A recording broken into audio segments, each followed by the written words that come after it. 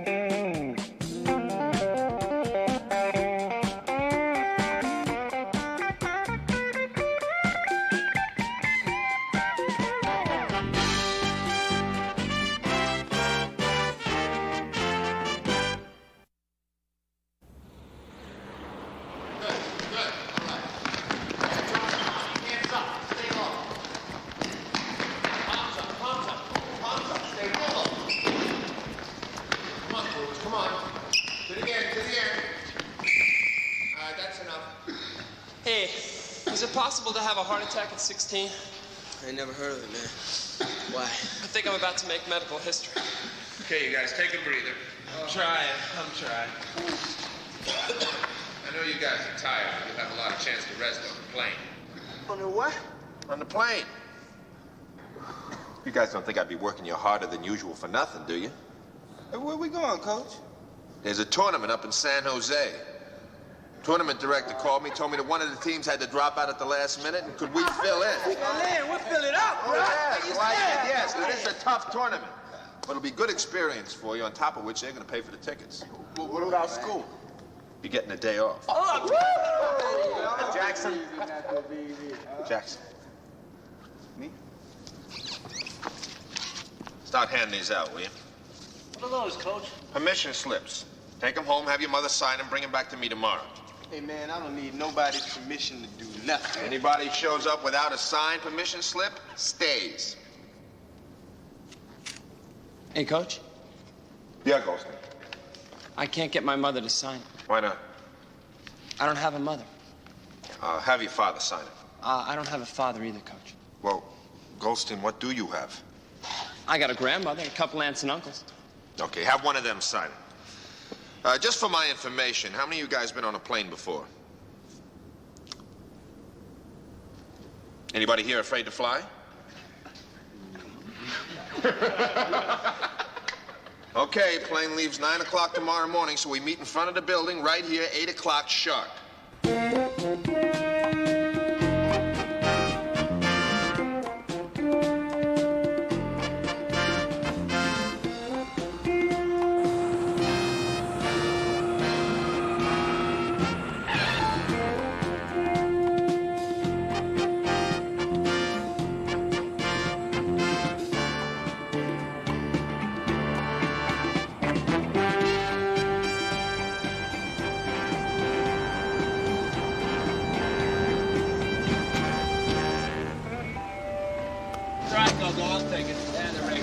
All right, you guys, wait here while I find a place to park this thing. And try not to get in any trouble, all right? Hey, Coach, you don't have to worry about us. Everything's gonna be all right. Hey, Haywood, throw me that bag. Can you give me some help with my stuff? Hey, Goldstein, what did you bring all this stuff for? I mean, we're only staying overnight. Yeah, well, it wasn't my idea. My grandmother packs for me. Goldstein, what do you got in here? Oh, I got some roast beef sandwiches, some blintzes, a jar of chicken noodle soup with some matzo balls. Yeah, well, it feels like cannonballs. Park in the safe spot.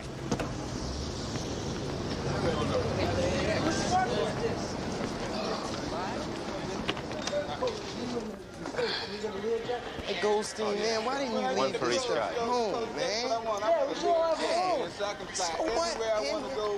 We're only gonna be there overnight. All right. Well, all you guys wait here while I go check in. Hey, Goldstein, bring your luggage.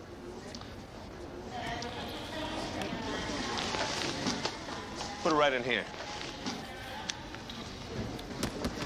Hello. Hi. Is there any chance of seating us all together? 13? May be difficult. It could be catastrophic for your airline if you don't.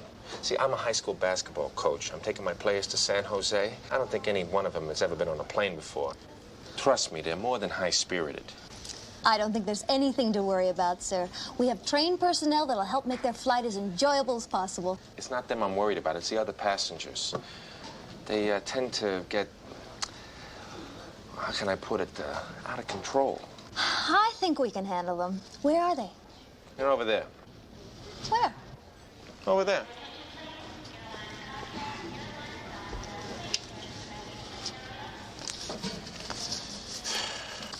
Okay, 13. That's flight 165, departing at 9:12 from gate 6. Have a nice flight. Thank you. This is some place, huh? Yeah, but you think the coach is gonna be mad that we took off? Oh, what for? Just doing a little sightseeing. Yes, yes, and ain't there some sights to see? Ain't that right, Coolidge? Yeah, What's the matter with you, man? nothing. I just ain't never flown on no plane before. Hey, my man, cool. Don't worry about a thing. Ain't nothing to it.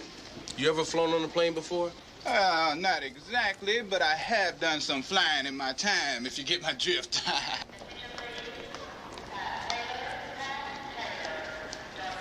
Excuse me, have you seen 12 kids around here? 9 black, 2 white, 1 Chicano? That ain't our plane. Yeah, I know, but it's one just like it. Yeah, it's another airline. Look at the size of that baby. Yeah, wonder how much that thing weighs. I don't think it'll ever get off the ground. Hey, cool. If you're a little bit nervous about this thing, man, you can sit next to me if you want to. What did that do for me? Well, remember that time when that big ape-head Mac came up and threatened my life? Then you came along and stood beside him and started smiling? Yeah. Hey, man, when you came up beside him and started smiling, my knees stopped shaking.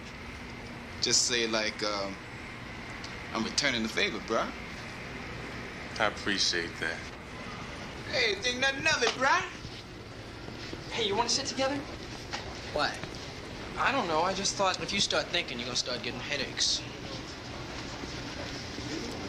Hey, Salami, you want to sit together? I'm sitting with Reese. Go-Go, you want to sit together? No way. What is this? A conspiracy? That was a close one. Listen, we'll sit together, okay? Yeah. Hey, we live in a democracy. That's why we're gonna choose straws to see who sits together and who gets stuck with the coach. These planes, they are so big, they got what you call, what is that? Yeah, promenade, man. That means you can walk around, stroll around, stretch your legs as long as you want to, man. You know, that's good because if there's one thing I can't stand, it's to be packed in something like a sardine. But then, my man, you can put your mind at rest. Man, we better be getting back, man. Reeves be having a heart attack by now. What's that?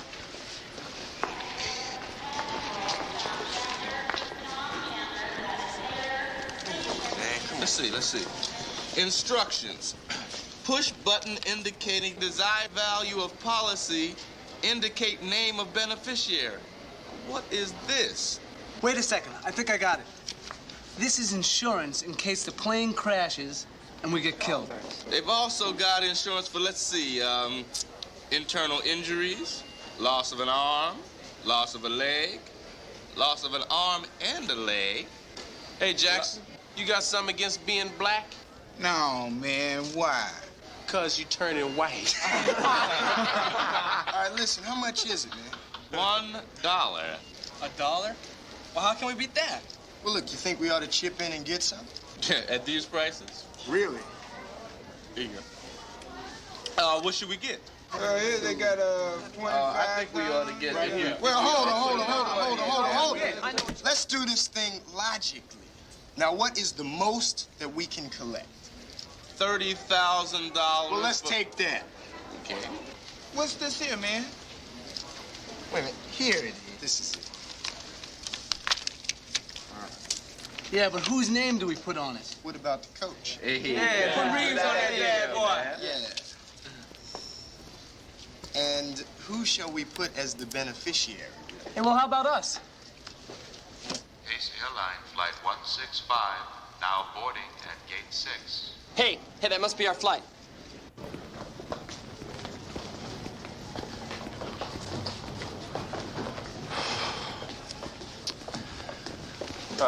Excuse me. Oh, Mr. Reeves, any problems? Well, sort of. Our plane's supposed to take off in 10 minutes. I can't find my players. Could you page them for me? Well, certainly. What are their names? Look, maybe you should just page the Carver High School basketball team. Right. Why don't you watch where you're going? Stupid old man, you watch where you going. You ought to get a pair Never mind. I think we'll be able to seat you all together. Could I have your boarding passes, please? Yeah. Thank you. Get all these back. Everything all right. Yeah. Young guys won't watch like that. Where you guys been? Just walking around. Hey, we got a present for you. What is it? It's an insurance policy in case we crash. Yeah, we put it in your name. We figured if you died, it wasn't for nothing. Because we come into 30 big. And there's just one hitch. What's that? If I die, you die. That's not funny. Does that mean we don't get the money? What do you mean? Come on, hurry up, you guys. Keep up. Let's go. Crying out loud. Come on, hurry up. Come on. Put your bags down here so they can x-ray it. Oh, what are they gonna do that for? That's the rules, Salami. Don't ask questions. Step over there. I feel like I just got busted. Oh, man, be cool. They just do this just to make sure nobody's carrying the heaters so the plane don't be hijacked. How can you hijack a plane with a heater? Heater's a gun, stupid. I do remember reading one time where this guy, he smuggled a gun in a phony cast, hijacked the whole plane to Cuba, man. Yeah, to Cuba. Come on, let's go, you guys. Jackson, go on through. Oh, do you know the way to San Jose? One at a time, please.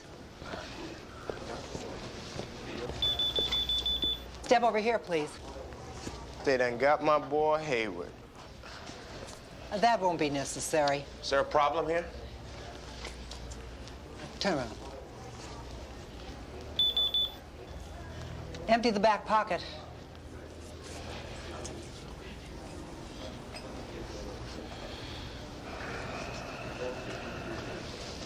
Put them over here, please. All right, go on through. I can walk, man.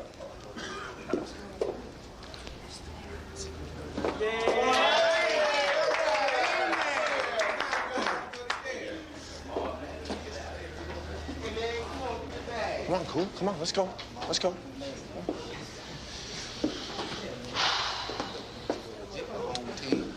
All right, let's take a head count. Everybody here? Yeah, man. All right, let's go. Give me my bag, Coolidge. Boarding passes. Oh, right, thanks. Look, can we still make the plane? Oh, I hope so. Come on. All right, come on, you guys. Let's go. Hurry up, come on. Let's move it. Coolidge, will you come on. The rear. Follow him. Okay. Hello. Oh, it's your first time. Cold out there? No, not today. You'll have to put that all the way under your seat. All right. Just follow him. All the way under your seat, please. Okay. Welcome aboard. That's way in the rear on your right. Is it near the bathroom? Well, that's a few rows beyond. Right this way. Thanks. You're welcome. Hi. Oh, let's see. Okay, that all the way under your seat. Promenades. Hey, man, it's a different model. What can I say? I ain't happy. Yes, that's down. Oh. Good morning. Good morning. This is the bus to San Diego? Yes, it is. Yeah, well, listen, why don't you stop by on your coffee break? If I'm not too busy. Seat to the right. Thank you. Man, this is gonna be a great flight. You wish. I know it, man. I know it. Good morning. Your seat is all the way down on the right.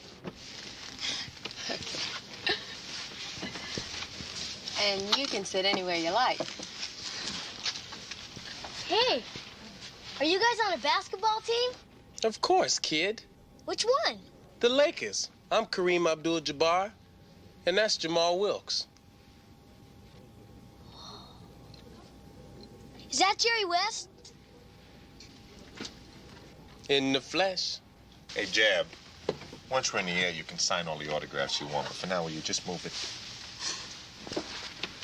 Hi. Hi, Jerry.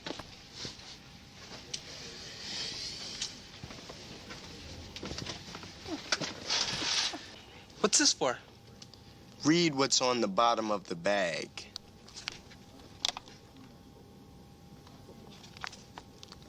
You mean if we get sick, we gotta do it in this? You got it.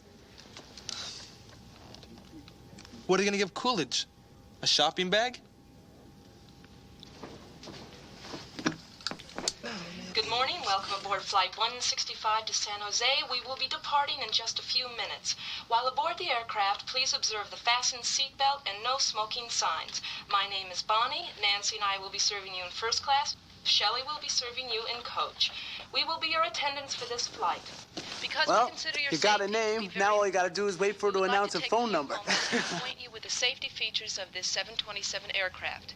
Man, I feel like I'm back in school. We have a laminated plastic card that points out the emergency exits as well as some of the emergency equipment. We do suggest you take a few moments to read the card. What are they gonna do? Give us a quiz? FAA regulations require that we demonstrate the use of the oxygen masks that are located directly above each seat. Should the cabin pressure change suddenly, the masks will automatically drop in front of you. Simply take the mask, pull down on it, place it over your nose and mouth, and continue to breathe normally.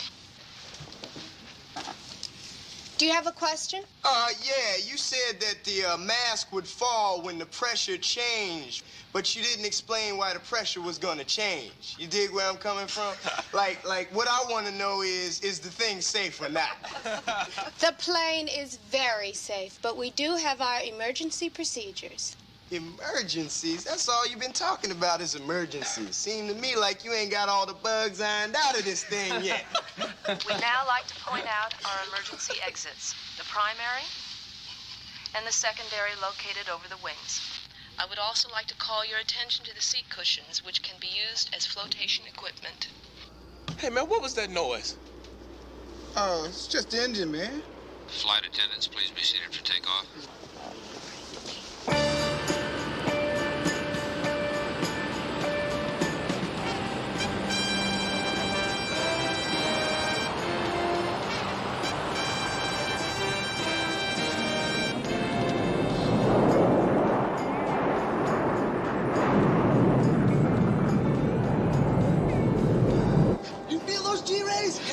Man, it feels like we're going to the moon. Hey, Coach! Me and Reese wanted to be the first to know. We're gonna be astronauts. If you don't stop screaming, I'm gonna send you to the moon myself.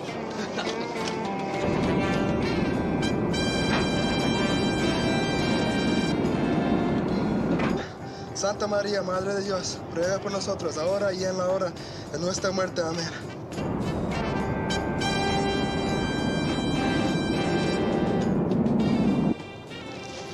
Hey, cool. Hey, dig it, man. Clouds. At least if I die, I ain't got far to go to get to heaven. You in heaven? Fat chance.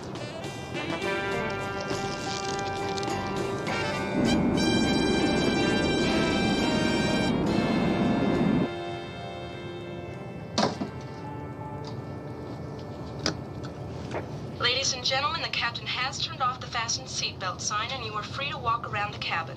However, if you remain in your seat, it is advised that you keep your seatbelt loosely fastened in the event we should encounter turbulence. Thank you.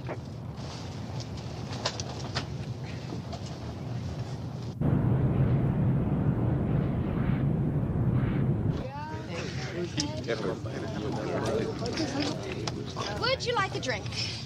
Oh. Oh, yeah. Let me have a double martini. And I'll have a double scotch with a side order of ginger ale. Sorry, boys, no minors. There's no drinking age in international territory. We are in the United States, California to be exact. I beg to differ. There's a 2-mile limit, and once you pass that distance, you are in international water. We are not on the sea, we're in the air. 20,000 feet to be exact, and that's more than 2 miles. Go a little easy on the vermouth, will you? I am sorry, but the airspace over the U.S. is governed by U.S. federal law.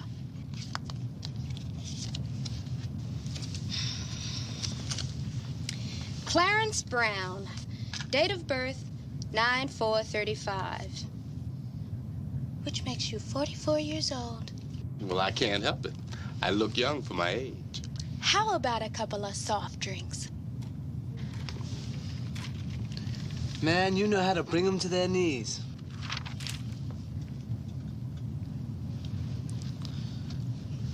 I drew the short match. Well, some days nothing goes right.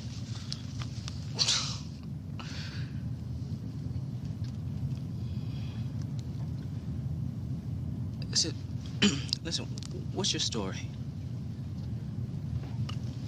Nothing's black and white. There's no easy answer to a question like that. How long are you gonna stick around? I haven't thought about it. You like coaching? I love it.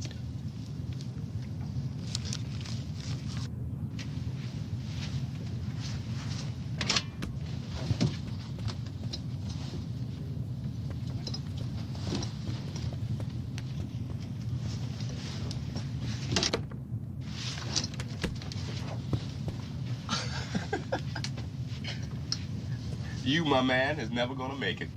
What are you talking about?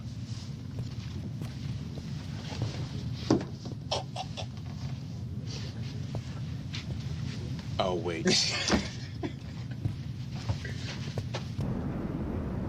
Ladies and gentlemen, in a few minutes we will begin our descent into San Jose Airport. You might want to return to your seats as we will be turning on the seatbelt sign pretty quick. This was fun, man, but I'm glad it's almost over.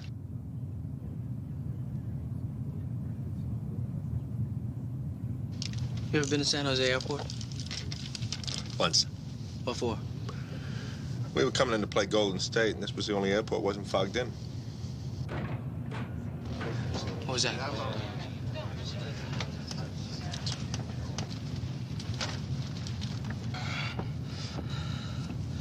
Santa María, Madre de Dios, ruega por nosotros, ahora en la hora. Man, will you cut that stuff out? There's nothing wrong with this plane. This stuff happens all the time.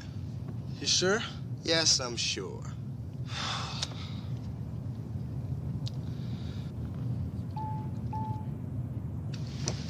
Ladies and gentlemen, there will be a slight delay before we land at San Jose Airport. Please observe the fasten seatbelt and no smoking signs. Thank you.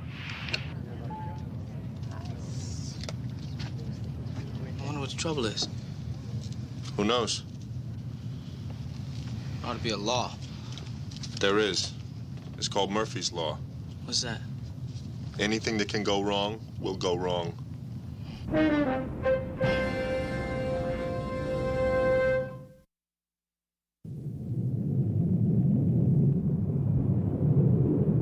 Man, we ain't even gonna get enough time to practice, man. I think we've circled this place 100 times. Now, I know that's a lie. Why? Because you can't count that high. Say, how you doing in school? I'm doing all right. Look, this is none of my business, but I'm curious. Miss Buchanan says you've got one of the highest IQs in the school. So how come you're not doing better? You're right. It ain't none of your business. What high school do you go to? Carver. We're coming up here for a basketball tournament. You still don't trust me, do you? I still don't even know what you're doing here. You can do better than this, I know. What makes you think this is so bad? Don't nobody want to be a Carver. What about Willis and Buchanan? Nobody's forcing them to stay at Carver. It's their job. So this is mine. Maybe so, but used to be in the big money. You was a high roller, man. You don't need this job. Look, I did all right for a while, but nothing lasts forever. Besides, it's all in the past now. Anyway, I like coaching.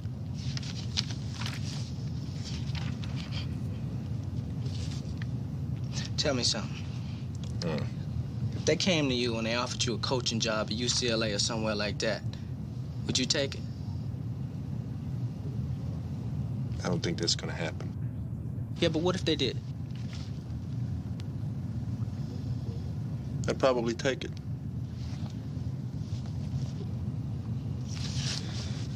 Why'd you ask? I just want to see what you say. I figured if you said you stay at Carver, then you'd either be crazy or lying.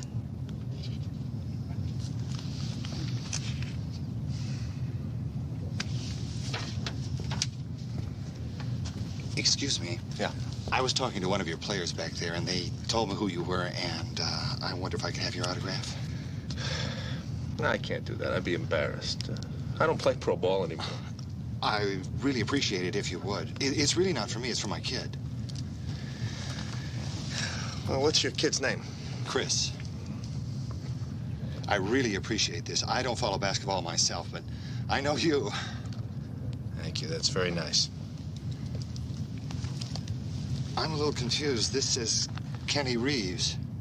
Yeah, that's me. He told me you were Bob Cousy.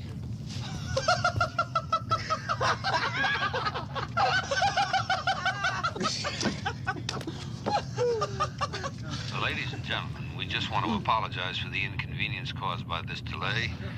I'm sure you're all a little curious as to what is taking place, so I'll try to explain it to you without getting too technical. We're experiencing a problem with the aircraft's hydraulic system, which controls the raising and lowering of the landing gear. There's no need for concern, but as an extra measure of precaution, we've decided to return to Los Angeles. Our estimated time of arrival at LAX is now 12:32. Again, there's nothing to be concerned about, and we're sorry for the inconvenience.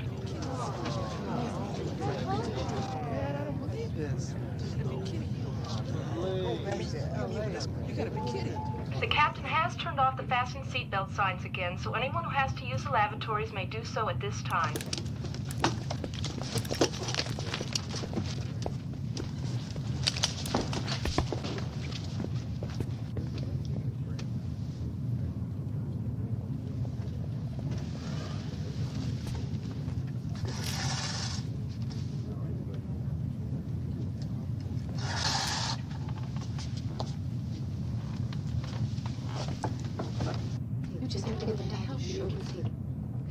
Excuse me.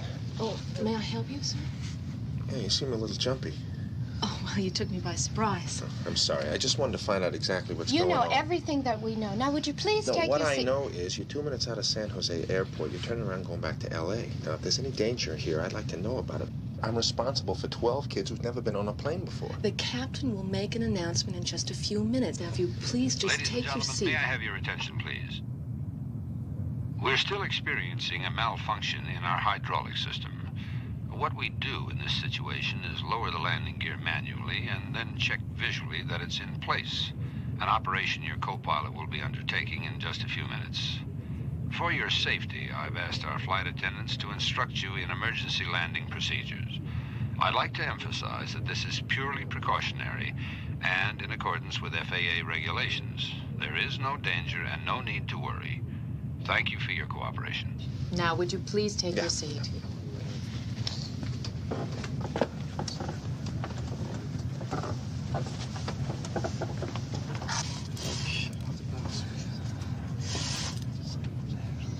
Hey, Coach, look what you got us into. We could all be maimed for life. No, well, look at it this way. If you weren't here, you'd be back in school. Man's got a point. Fellas, can I speak to you for a minute? Listen, guys, I want to talk to you for just Hey, come on, you guys. Hey, can't you see the lady's trying to speak? Now hold it down, all right? Thank you very much. I need a volunteer for a very important mission. You got it right here, Mama. Morris Thorpe at your service, man. You're hired. Now hold on to this and wait 1 minute, okay? gentlemen, the first thing I want you to do is remove your shoes and hold them in your lap. And wait for this gentleman to pass. Hey, that ain't no gentleman, that's Thorpe. Hey, Thorpe, that's the important mission. They're making you take out the trash. When this gentleman passes by, place your shoes in the bag. You'll get them back after we've landed safely. Thank you very much. What do they want with my shoes? They figure the stink from your socks will rise to the roof and keep this plane up. Okay, now start over on this side. Now, everyone, put your shoes in your lap and do what she tells you. Hey, Thorpe, what's this all about? We require all passengers to remove their shoes to prevent tearing of the emergency slide. Wait.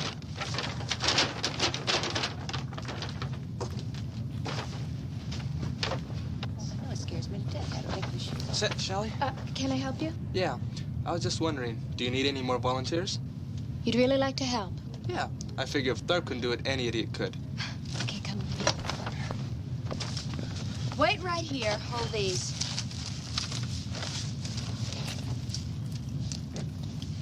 Ladies and gentlemen, thank you for your cooperation with your shoes. At this time, I'd like you to remove all sharp objects from your pockets and all jewelry that you're wearing. This gentleman will give you one of these. Please put all your jewelry, pens, pencils, etc. in the small brown bag. Mark your name on it and deposit it in this large bag. When the gentleman... What's your name? Gomez. Ricky. When Mr. Ricky returns. Mr. Ricky. All right, now you start with this aisle, this one, this one, this one. I know. All right. Can you imagine trusting Gomez with a bag full of jewelry? Yeah, it's like putting a fat lady in charge of a box of chocolate. Thank you, Mr. Ricky.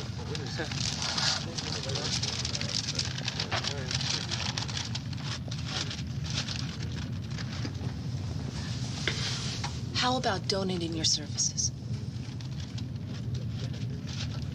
Let's go.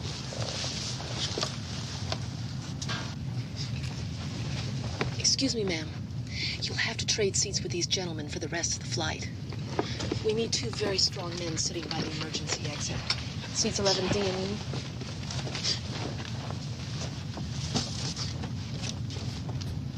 See, Kareem? If an emergency evacuation should become necessary, you two will be the first out of the plane. Now, what we want you to do is stay on the wing and assist the people as they come out the exit. You got it?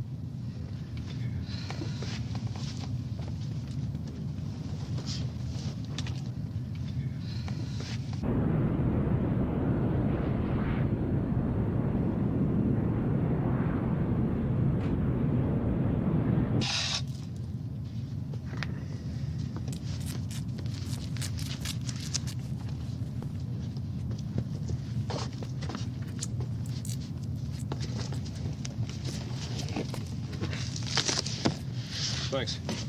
Sure.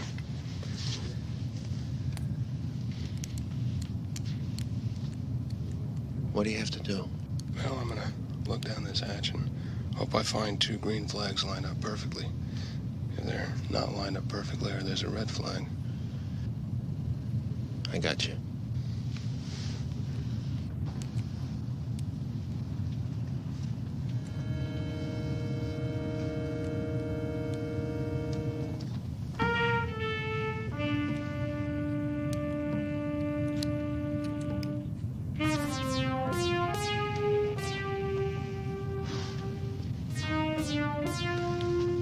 They're green and they're lined up perfectly. That's good. That's good if the gear doesn't collapse. Would you mind telling me something? What is it? I know about the problem with the landing gear, but there's just one thing I don't understand. Why didn't we try and land at San Jose? They don't have enough hospital space.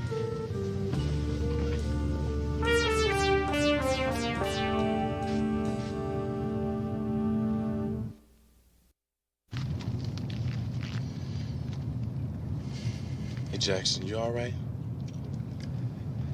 Look, I wish you quit asking me if I'm all right.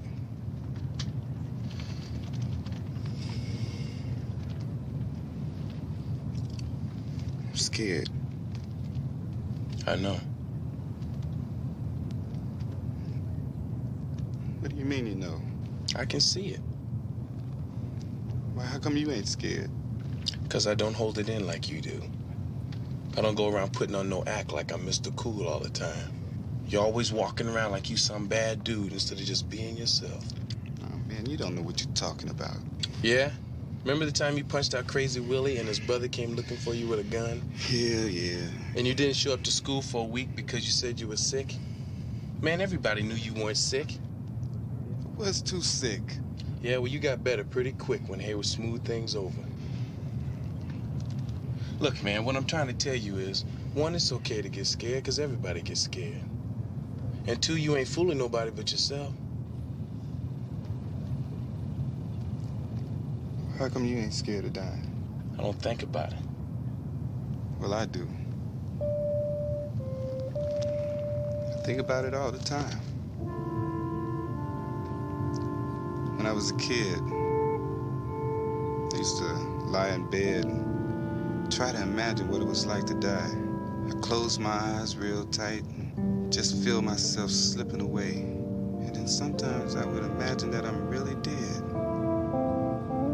And I picture all the guys in the gym,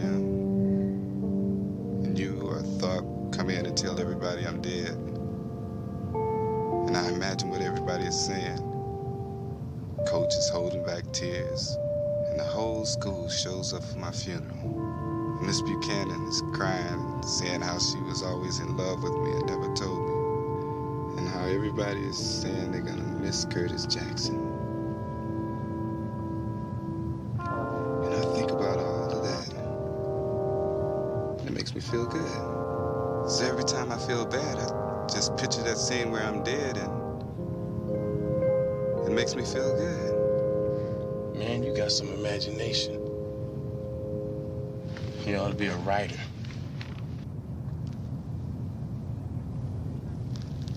Yeah? Hey, Reese. What?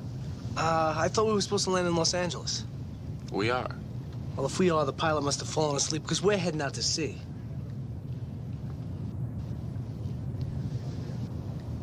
Salami, you're right for a change. I wonder what gives. I don't know. Maybe we're flying to Honolulu instead. Hey, stewardess, why are we heading out to sea? The pilot's dumping our fuel. Dumping the fuel? What are we gonna ride on? Beef bouillon? Relax, it's just a safety measure. We'll have plenty of fuel to land. Oh, them and their safety measures are killing me. Ladies and gentlemen, may I have your attention, please?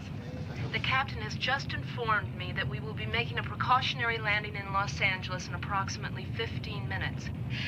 An emergency evacuation may be required. Your crew is trained to handle this situation, so please remain calm and give us your full attention. At this time, I would like to instruct you in the correct brace position the captain will ask you to assume for landing.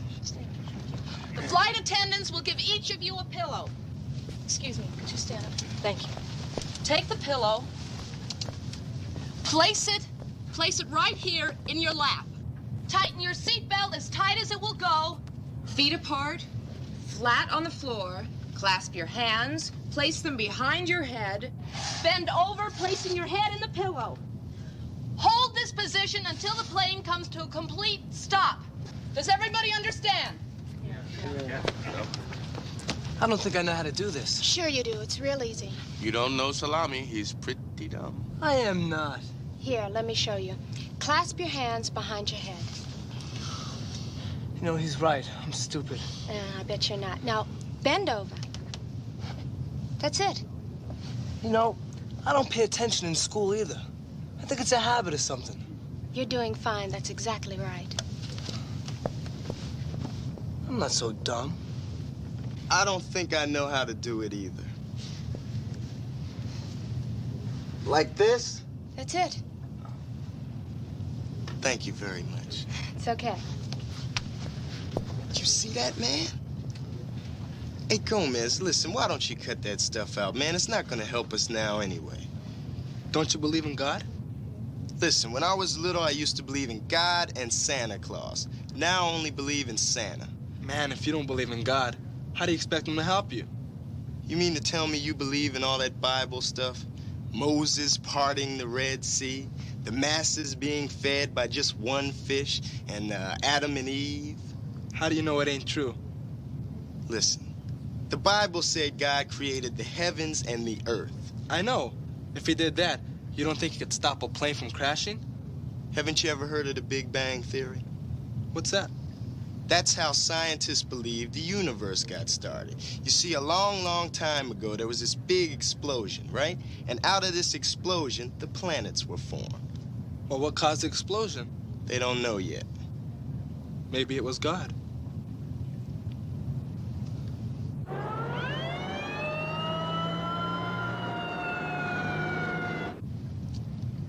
Hey, cool.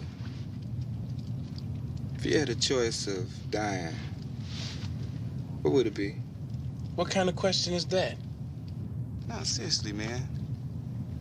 You know, I hear drowning is one of the best ways, because it makes you feel like you're stoned. Man, I heard if you jump off a building like the Empire State Building, you'd be unconscious before you ever hit the ground.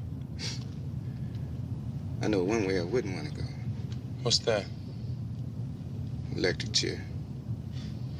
Yeah, that thing gives me the creeps. Hey, I just thought of another good one. Poison. No, seriously, man, I hear they got some stuff that'll put you away without you feeling a thing. You mean like they do with horses? Yeah. Yeah, maybe, but as far as I'm concerned, there's only one way I want to go. Yeah, what's that? Of old age.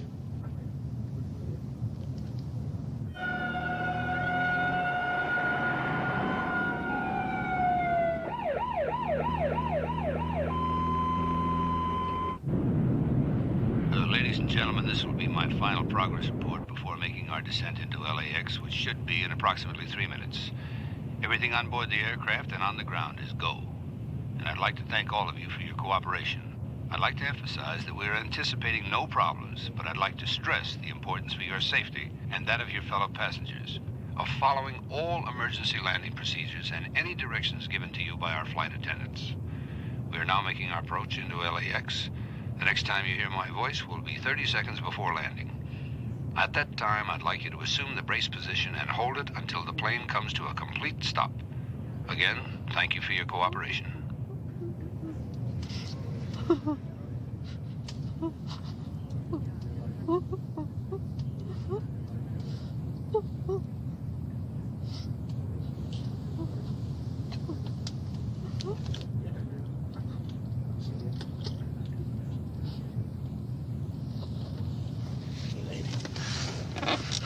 Hey, take it easy. It's okay. Nothing's gonna happen. Hey, you know what?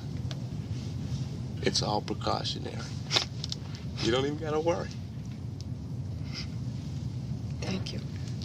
Okay. Thank you.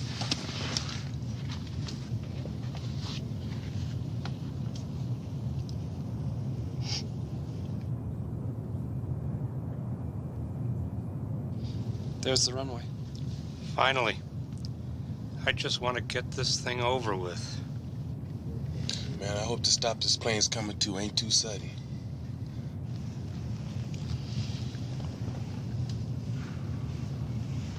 Good luck. Yeah, you too.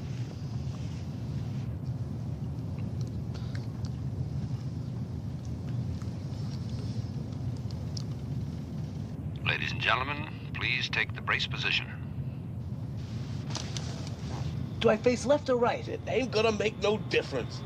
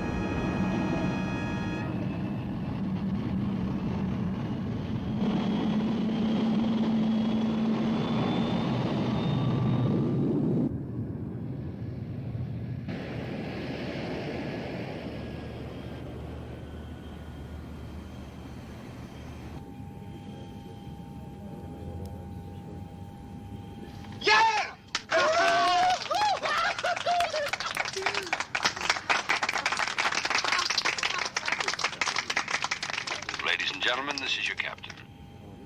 The flight attendants have informed me that everyone is safe and sound, and once more, I'd like to take this opportunity to thank you for your cooperation.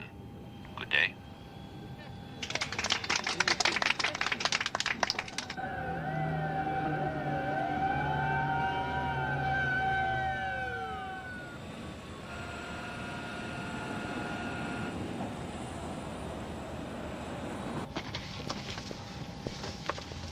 Goodbye. Goodbye. Bye. Goodbye. Thank you for flying with us. Sorry for the inconvenience. Goodbye. Thank you very much. Bye. Much. Goodbye. Thank you. Goodbye. Oh, thanks for your help. Yeah, you know, I've been thinking. And after all we've been through, we ought to get together. You know, soft lights, low music, little wine, talk over the old times. So why don't you give me your number and I'll stop by? I think that would be very nice. My husband would love to meet you. Goodbye. Bye. Would you thank the captain for all of us? I sure will. Goodbye. Goodbye. We all gotta wait around here just because Goldstein brought a suitcase full of matzo balls. Problem, man. Can I go to I will say one thing, though. I'd rather be standing here than up there in that airplane. Man, that was close. Hey, do you think we could miss a couple of days of school because of this? Yeah, we could say we were still in a state of shock. Yeah, I think the only thing we're going to end up missing is that tournament game. Man, we would have blown them dudes away. Yeah, by the second quarter. And instead, we get a forfeit. Forfeit?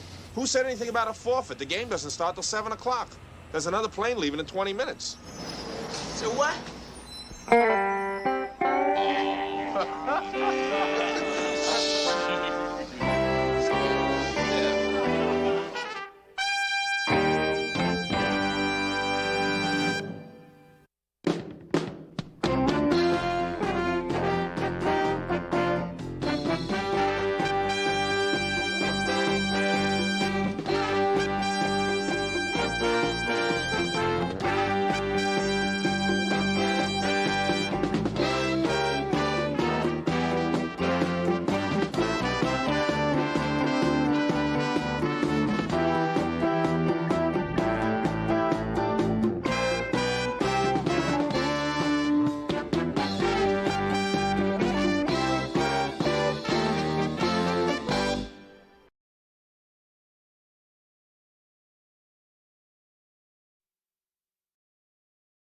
Hey, Aaron LeGrand, the one-night stand. What's happening, Karen? If you came across a girl that you really liked, only there were these rumors, I think I'd find out for myself. You see, we're more than just a basketball team. We're a group. Like a mob? A singing group. We took a vote, man. You out of it. Out of what? The group? You chumping us off for a chick, man, who ain't worth loose change.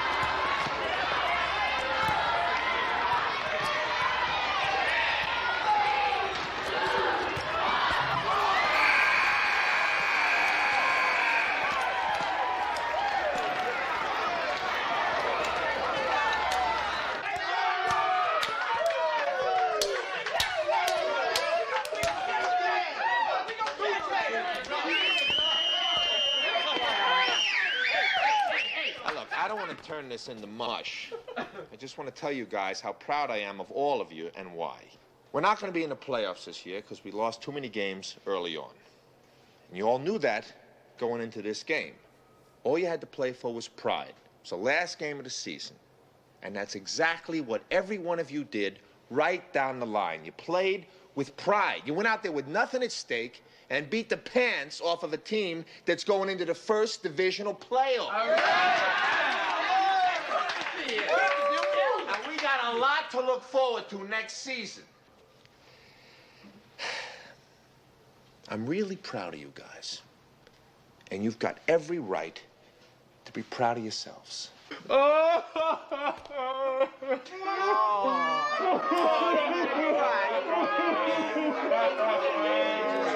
All right, forget it. Just take showers and get dressed. Oh, and by the way, don't anybody make any plans for tomorrow night, because I got reservations for 13 at Antonio's for team dinner. All right!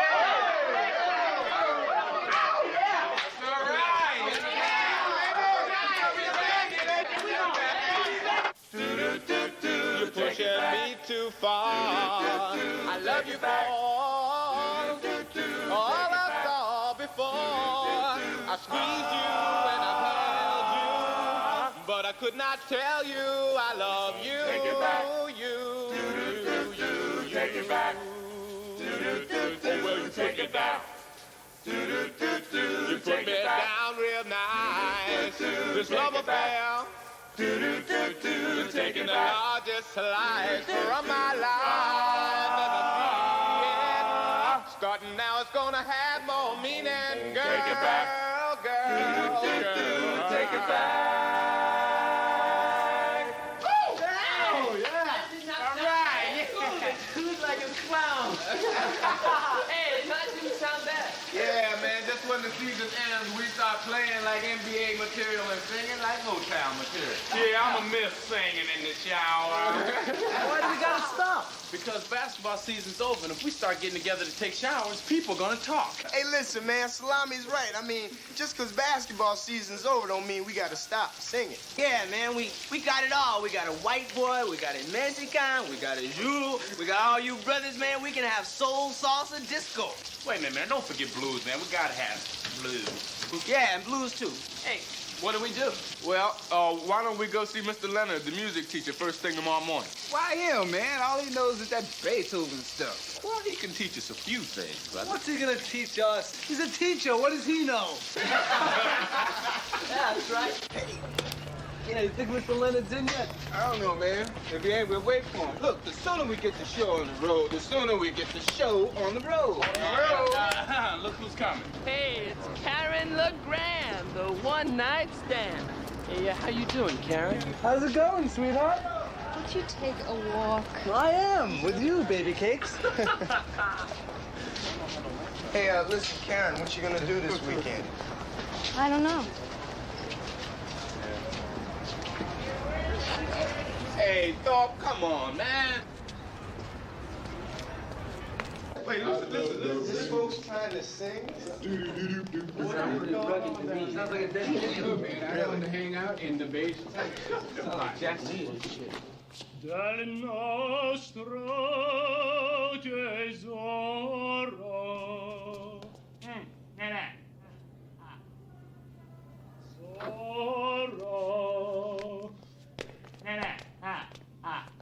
Un dolce ristoro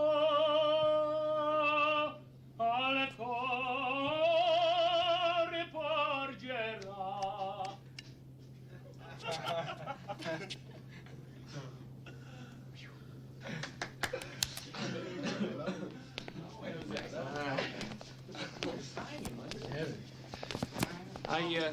I suppose you're not here to borrow my Pavarotti records, right?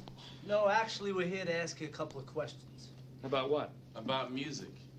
What can I do for you? Well, seeing as you're the music teacher, we thought we could come to you for some help. I don't understand what music has to do with basketball. Has nothing to do with basketball. You see, we're more than just a basketball team. We're a group. Like a mob? A singing group, like the Commodores. See, it's like this, man. We sing in the shower all the time, after games, after practices, and we're starting to sound pretty good. But you know, only thing is, basketball's over and there's nowhere to practice. Yeah, and we thought, you'd be able to help us out. Give us a hand getting the group together. A place to practice, get some instruments, maybe. What kind of instruments do you need? A couple electric guitars, a set of drums, a sax. We gotta have a sax. Yeah, I didn't know you played the sax. I don't. And a tambourine. Well, tambourines I have, but the rest I don't. But look, if you need a place to practice, you can use the music room after school whenever you want. What good is a music room if we can't make no music? Well, maybe we should start off singing a cappella. I don't know that song. That means with no music, goob. Well, the music room is open, and I'll be happy to help you. Hey. All right. Bingo! Uh-huh. Hey, Thorpe. You got a minute? I got something I'd like to talk to you about. For next year's All-City Guard, I got even 2 minutes.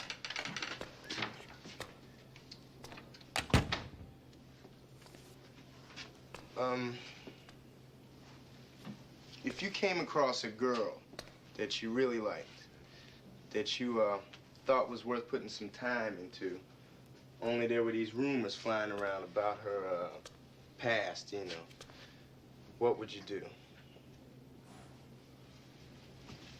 What kind of rumors? Well, that maybe she's not all that fresh. Is it true? Locker room true, you never know. Well, then I'd forget about it and go find out for yourself. Yeah? Sure, talk is cheap, and rumors are even cheaper. I mean, if you're just going to go by what you hear, you're going to filter yourself out of a lot of living, right? Then you go for it. I think I'd find out for myself.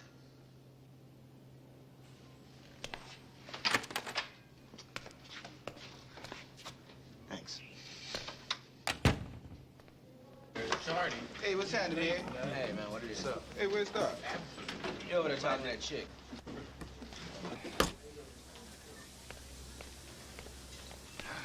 Man, I'm hungry. You keep eating like that, you're not gonna have any room left for tonight. What's tonight? The team dinner. Oh, wow. Forgot all about it. It's all right, boy. I seen you eat. You ain't got nothing to worry about. Well, I was supposed to see Karen tonight. I made a date with her. Well, what about the team dinner? Guess I won't be able to make it. Hey, man, you're gonna hurt the coach's feelings. Listen, he'll understand. Well, maybe he will, but I don't. Look, man, the girl's been trying to get me to take out for 3 weeks. If I break the date, man, she may not recover from the blow. Sounds to me like you don't want to break it, man. Hey, look, man, why don't you just drop it, huh? What's the matter? You got a problem, I think he's angry.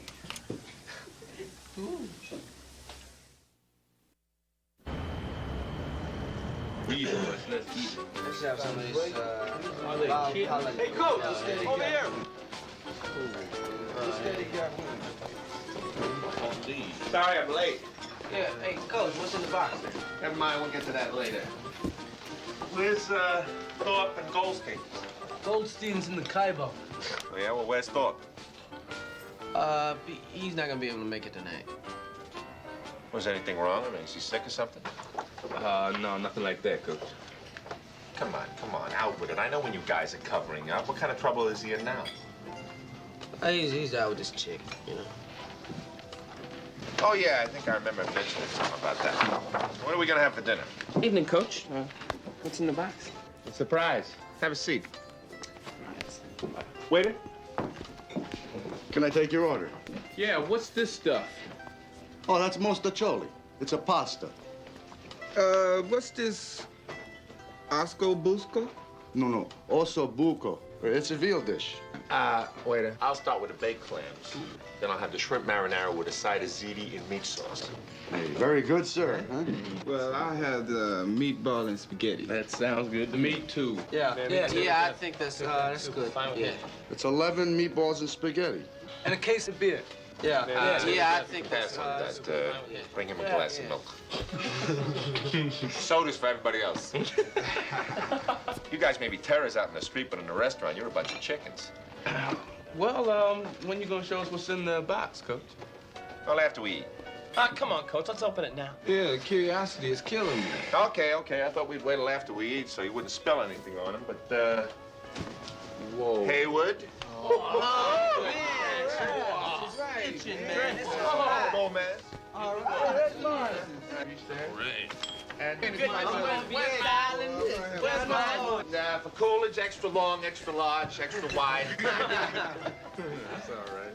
Where did Carver come up with the money to get these? They didn't. I bought them. You bought them? I figured now that you guys are playing like champions, you ought to be dressed like champions. All right, look at us, Coach. This is a great. Great stuff. Thanks, Coach.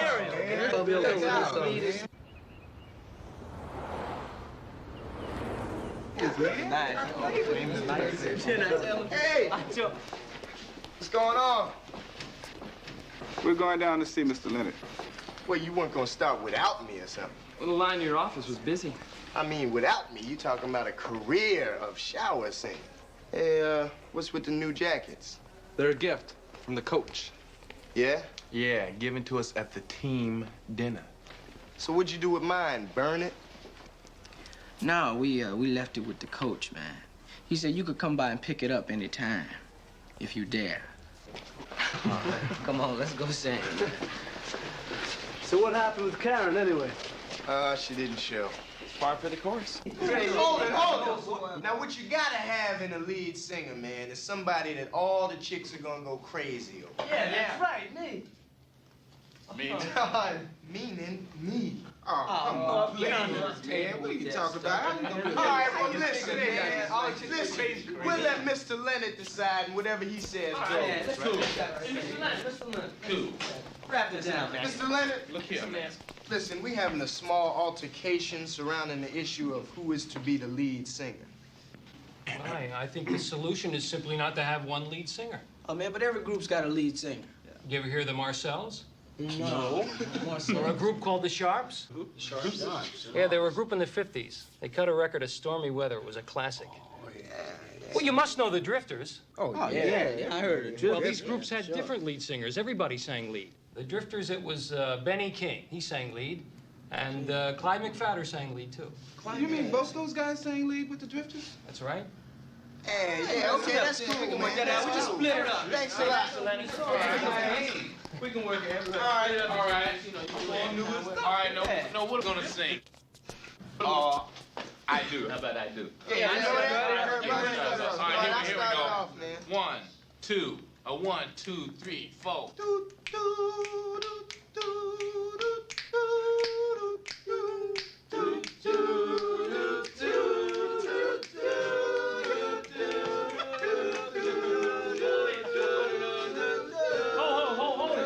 Haven't you guys ever heard of harmony?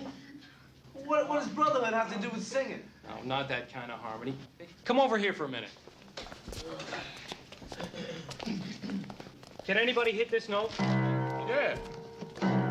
No, I mean sing the note. Try it. Okay. Go ahead. A little louder. Good. Coolidge, you're a bass. Okay, you can hit this one. Hold on. Jackson. Good. I think you're a baritone, okay? Next. Good, you're a second tenor. Haywood. I'm lost when the jackets are off. Okay, I need a first tenor. Well, anything to do with first must mean me. Morse Thorpe. There you go. Okay, who's left? Me, Reese. All right, Reese, try this falsetto.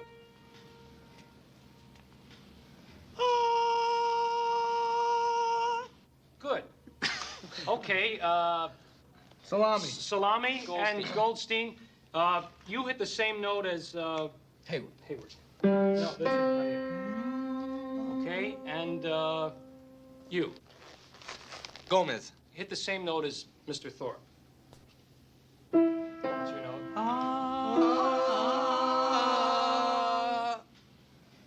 How would you like to play the tambourine? Sure. Okay, now everybody hit your note one at a time and hold it all the way through. Coolies?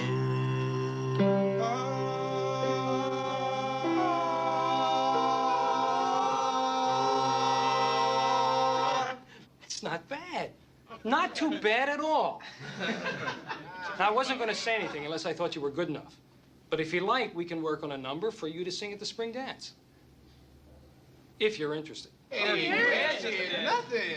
More than. All right, you guys, that means we're gonna have to practice twice a day, starting tonight. Right on, man.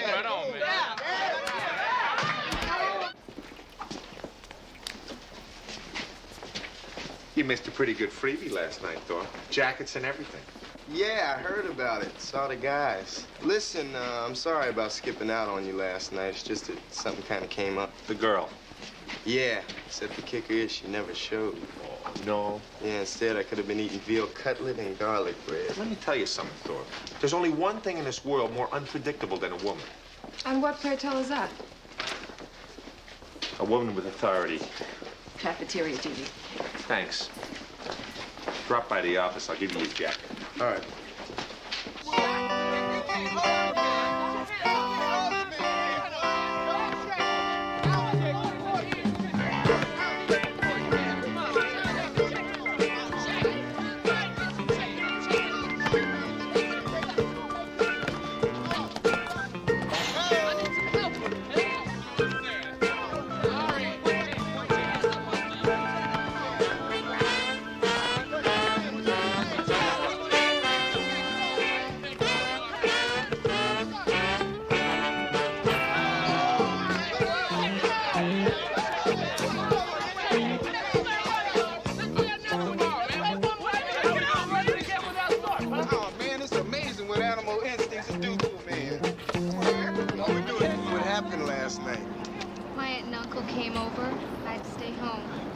I waited for 2 hours. Sorry, I couldn't help it. What about tonight? I can't. I got practice. I thought basketball season was over. It is. This is singing practice.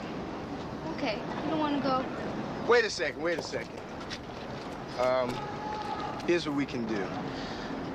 Can you get a car? No sweat.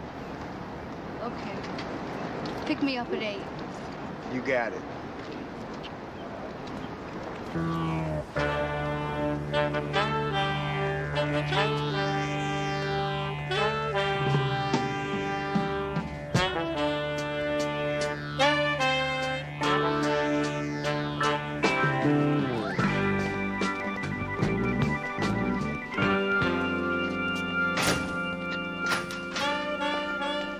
Hey, Salami, do me a favor, brother. I need your wheels tonight. I don't know. The car hasn't been running so dependable lately. Hey, listen, I'll take responsibility for it. Anything happens, I pay for it out of my own pocket. Oh, yeah? Well, just what's so important anyway? I'm taking Karen out. Uh-huh. First you skip the team dinner, then singing practice. You know, you're unbelievable. Throwing us off for that kind of chick. Says, who do you think you're kidding anyway? Can I borrow your car or not? Lucky I got a soft heart.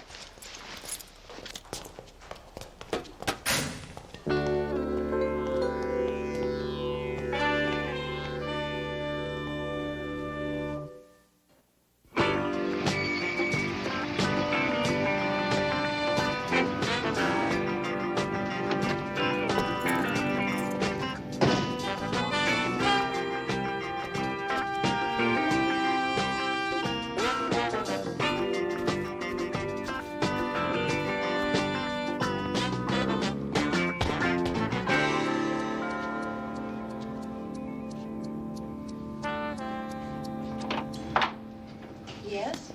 Yeah, I'm here to pick up Karen. Karen? Right. We have a date? Oh. Oh, come on in. Tell her you're here.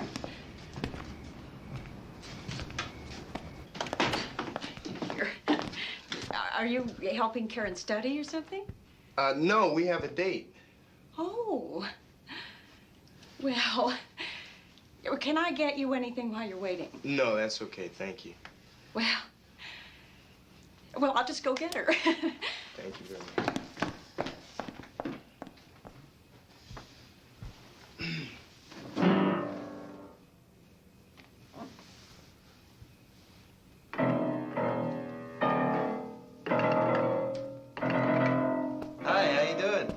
fine, fine. Sit down. Thank you. My wife tells me that you and Karen have a date. That's right. Do you mind if I sit down? Hey, it's your house. Yeah.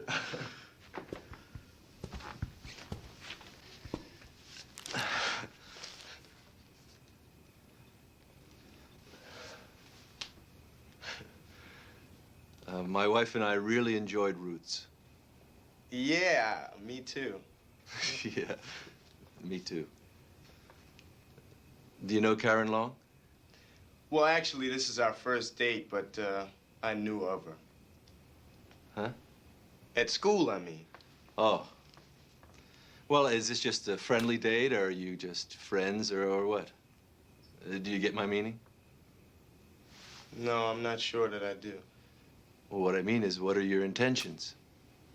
Well, my intentions are to finish high school. I have one more year to go, and then I'd like to study botany at the university level.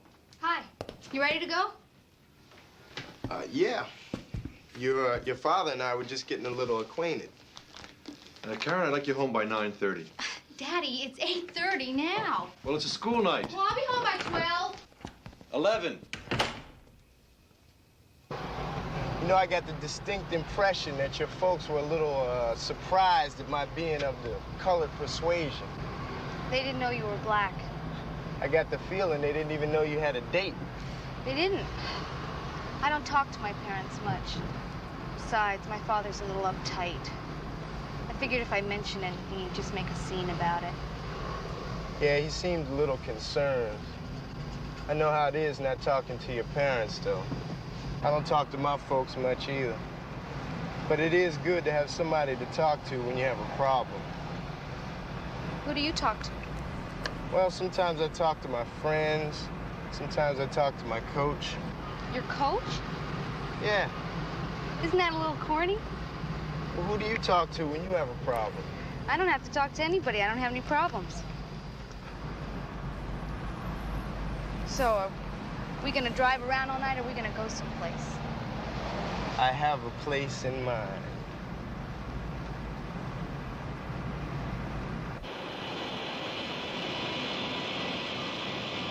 Just imagine, from here you can go any place in the world. Makes you feel kind of free, don't it? Actually, it makes me feel a little cold. Well, just imagine you're going to Miami or someplace. That'll warm you up. That is, unless you need a little help. So, what do you want to do when you grow up? I don't know. I never thought about it. No, I never went out with someone who's black before. What's that supposed to mean? Nothing. I mean, it's just the truth. I just thought I'd mention it. You been out with many white girls before? One or two. Yeah? Well, which you think are better? White girls or black girls? You know, that's got to be the dumbest question I've ever heard. So there's no difference? Well, I didn't say that either. Well, what do you think? I think you ask too many questions. How about if I ask the questions for a while? Go ahead. What do you want to do when you graduate? Oh, who knows? I mean, that's more than a year away. Well, don't you want to be anything? I mean, do anything with your life? I don't know. I'm taking a commercial course in school. I can type 75 words a minute. Maybe I'll get a secretary job downtown someplace. Yeah, well, I'm an uptown dude myself. What's uptown? I don't know, but it's got to be better than downtown. How do you know? I've been downtown all my life. Oh, I'm cold. Can you put the top up? Well, you see, the problem with that is that the top is already up. So where do you want to go now? Well, listen, I know this great spot behind Turner's Hardware where there'll be nobody to bother us.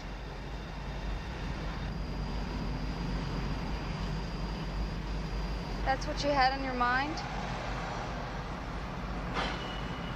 All right, well, look, where do you want to go? I want to go home.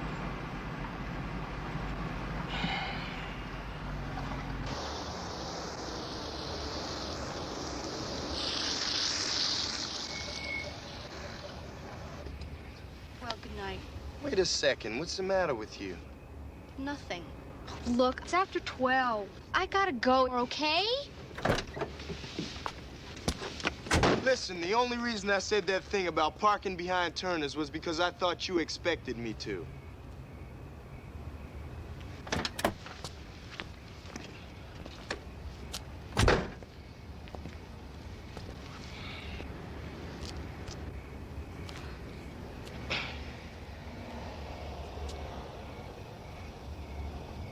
I'm trying to tell you that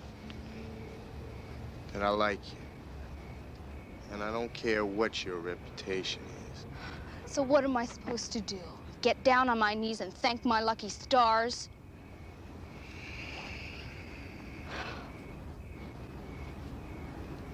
Do you remember Dave Lynch? Played halfback last year. Graduated, right? Well, I was crazy about him, and he knew it. He asked me out 3 times in 8 days. Ate lunch with me at school. Introduced me to all his friends. The whole bit. And I really went nuts over him.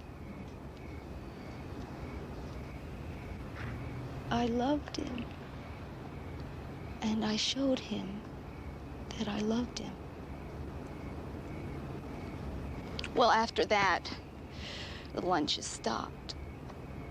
And the phone calls slowed down to once every 2 weeks. Well, he had me so confused. Suddenly, the boys are talking, and the girls are talking. I mean, they're not saying anything to me. I mean, they're just giving me these looks. I have news for you. I am not what people say I am. And you can go back and say that to your friends.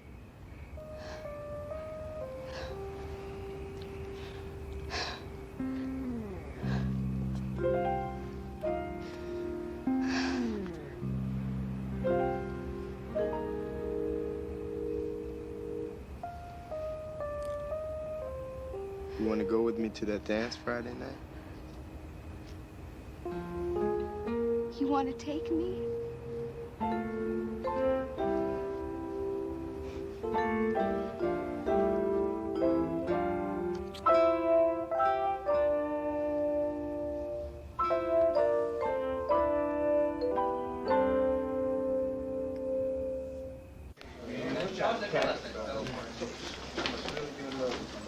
What's happening?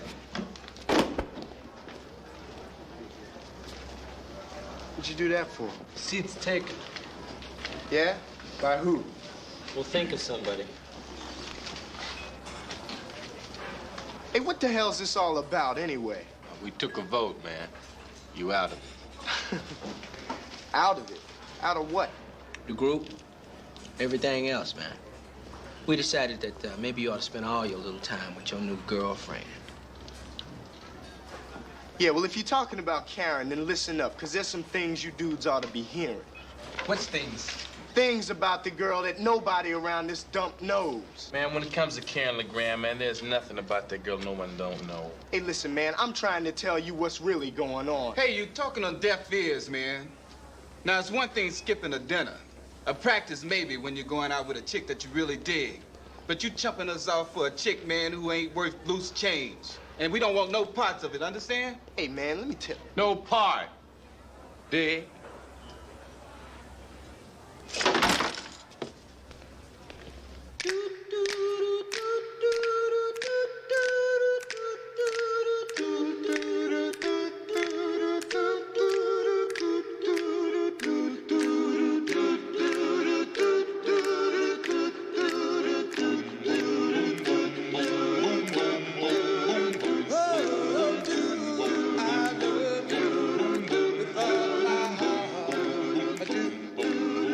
now.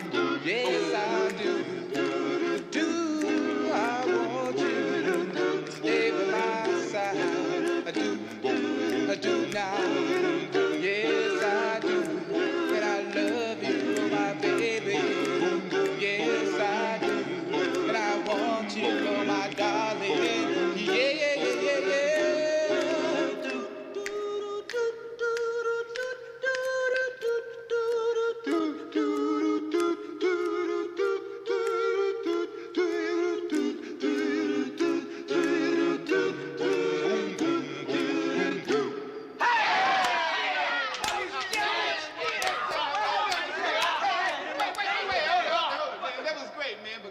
Next time, man, just move your lips, okay? That was good, man. We did it. Hey, what are you guys doing? Hey, Coach. Sean, how's the group? Oh, we're doing fine. Mr. Leonard's teaching us harmony. We should be ready for Vegas in a week or so. I'll be satisfied if we're ready for Friday night. Well, if any of you guys want to come down to the gym, work out or anything, go a little one-on-one, the door's always open. Oh, yeah, sure. Oh, by the way, I got some Laker tickets for tomorrow night if anybody's interested. Well, Yeah, we gotta practice. Yeah, we gotta practice. But you could ask Thorpe. He's gonna have plenty of time on his hands. Yeah, Why Thorpe? Isn't he in your group? was in the group. This doesn't have anything to do with his missing the team dinner, does it? No, it's not just that. The guy's been walking all over us lately. You guys want to talk about this? All right, let's get out of the Holland Tunnel. He's just full of it. Okay, let's have it. Well, it's like this, Coach. Thorpe has been hanging out with this chick named Karen LeGrand lately, and it's causing him to miss practice, and he's missed the singing lessons. So maybe he's in love. Oh, please. Now, what's so funny? Haven't you guys ever heard of love? I know you've heard of girls. Well, I don't know how to put this to you delicately, Coach, but she's not the type of girl you like to bring home to Mother. All he's interested in is making out with her. Now, hold it. Sounds like everybody's jumping to a lot of conclusions around here. If Thorpe really likes this girl, and she does have a reputation, you guys aren't making it any easier on her. I mean, he's probably got enough to put up with without his own friends turning on him. Well, we didn't turn on him. He turned on us. First the team dinner, then the singing practice. It's like a slap in the face, you know? He knows how much everybody's counting on this thing. So maybe this girl's important to him. I'll believe it when I see it. A ladies' man like him ain't no girl that important to Thorpe. Why don't you ask him and find out before making any judgments? Yeah, we'll think about it. Have a seat. Karen's still dressing. She'll be down in a minute. Thanks. Morris, could I talk to you for a minute, man to man? Sure. What about? You and Karen. Go ahead. Well, do you think that you and Karen will be seeing a lot of each other? Well, I hope so. Well, how are things between you? I mean, are you just friends, or are you more serious than that, or what? Well, I don't know what you mean by serious. What are you kids going steady or something? Going steady, I don't know. That's pretty corny. Yes, you are a new generation. That's what we used to call it in high school when a boy and girl declared undying love for each other.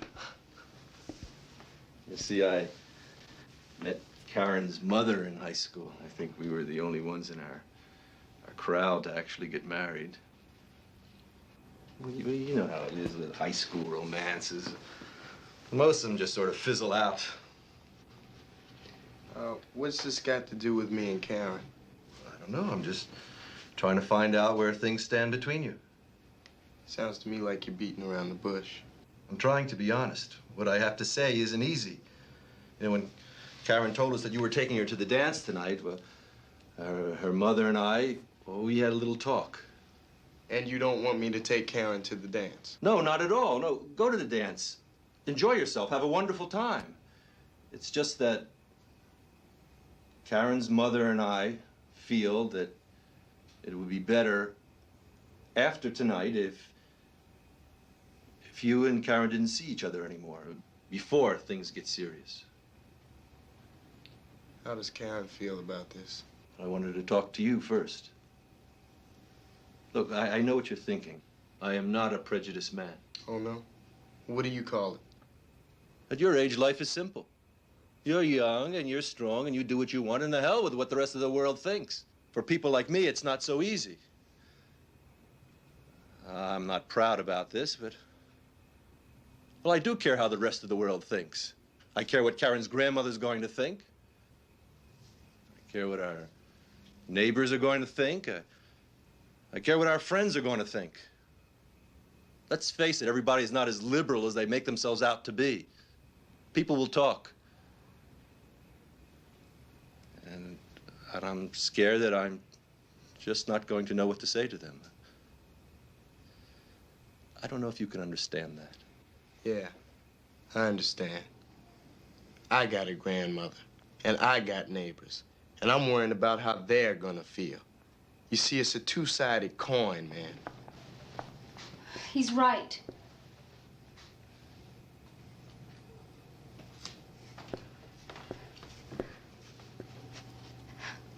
I never told you before, but I've got a reputation at school. People think things about me. They say things about me, especially the boys. Lower your voice. I don't want your mother to hear this. Why can't she? You know, that is the problem around here. I never feel like I can talk to you or Mama. That you want to hear what my problems are. Anyone who has asked me out was after one thing. But Morris is different. He likes me for me. And he's taking me to the school dance. He doesn't care about the rumors. He hasn't let what people say or what people think stop him.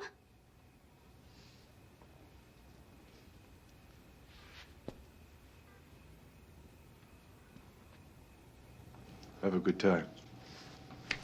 Thanks.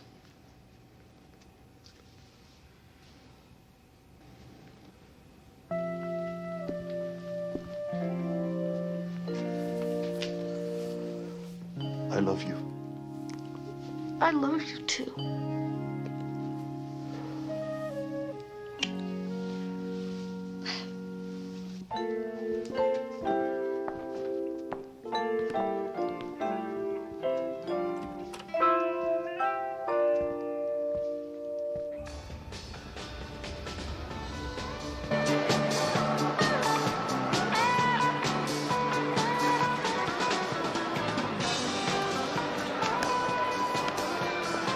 Man, I'm getting nervous. Well, what do you got to be nervous about? You ain't even singing. I'm on stage, aren't I? I got stage fright. The worst thing could happen, you could drop the tambourine.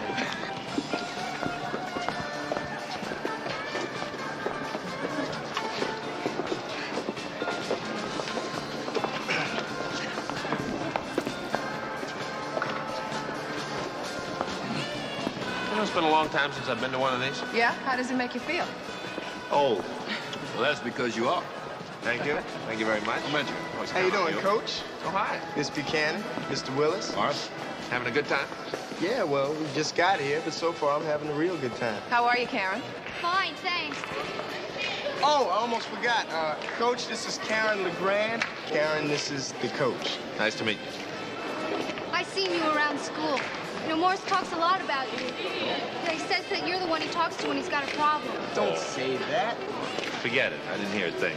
But speaking of problems, you know, I'm still a little miffed about you missing the team dinner. Hey, listen, I'm really sorry. Yeah, well, it's still kind of bugging me, so I thought after they play Goodnight Ladies or whatever it is they play around here, maybe you, me, and Karen could slip over to Antonio's for a little veal pizziola, take a load off my mind. How about it? Sounds great. How about you? You want to dump it? What? How about it? Well, well, it'll blow my diet, but sure, why not? Good. Then it's a date. And, I didn't think so.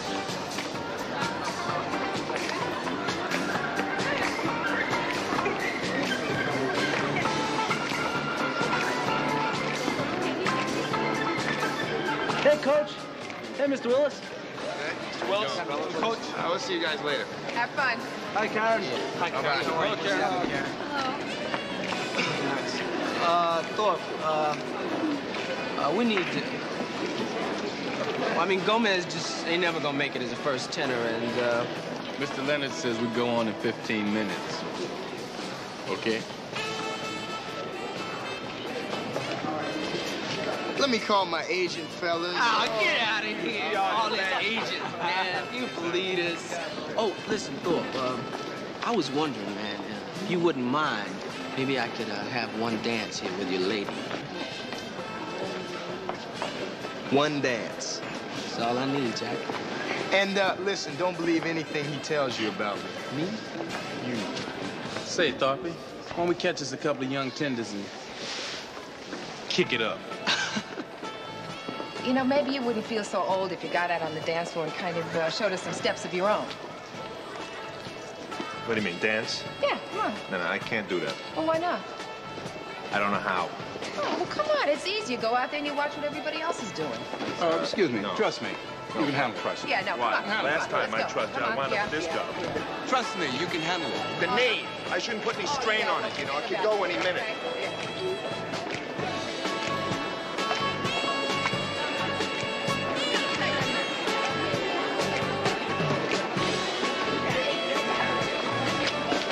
Hey, Coach, if you ain't busy, stop by Monday night after school and I'll teach you a couple of steps. Oh, brilliant, Ma. A couple of weeks ago, you know, that would have been 10 laps after practice. That was a couple of weeks ago. How about the first practice next year? 20 laps. Don't think I'll forget.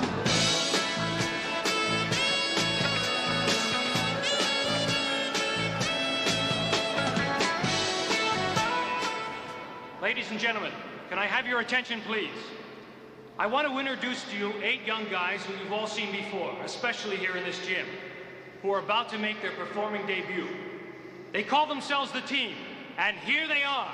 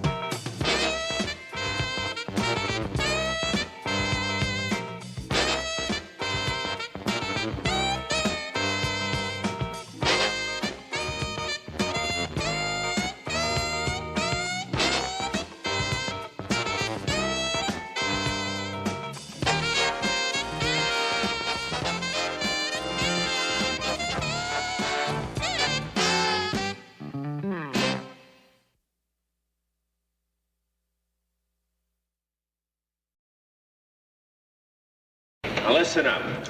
Coolidge's apartment house burned down. His what? Really? Now, nobody was hurt. Well, you know Coach Reeves?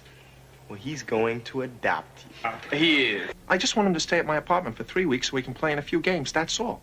Why don't you ask the coach if you can cope with some company? I can't. He just split. He split? You mean you got the place all to yourself? Are you crazy? Just tell me that. Are you crazy?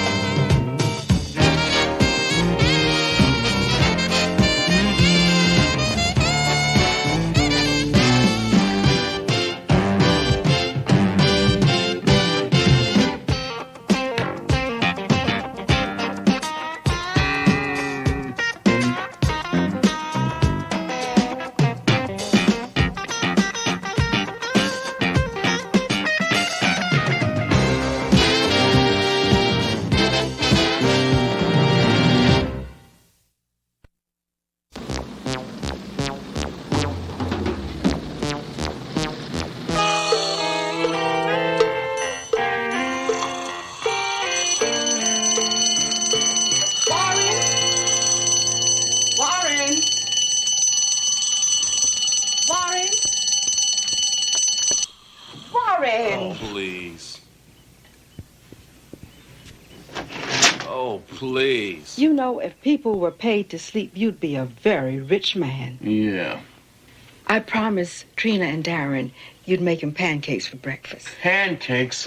What happened to cereal? That's what I always give them. That's why I promised you'd make them pancakes. Everybody needs a little change now and then. Well, I need to change just as much as they do. Well, I'll tell you what. This Saturday, I'll make pancakes.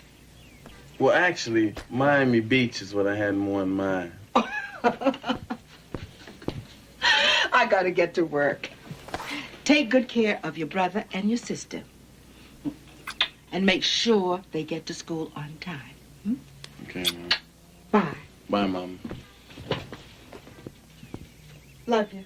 Love you.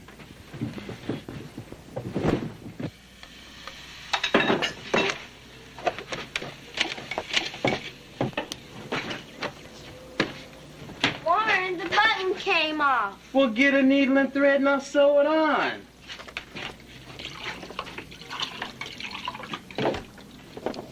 Here, drink your juice.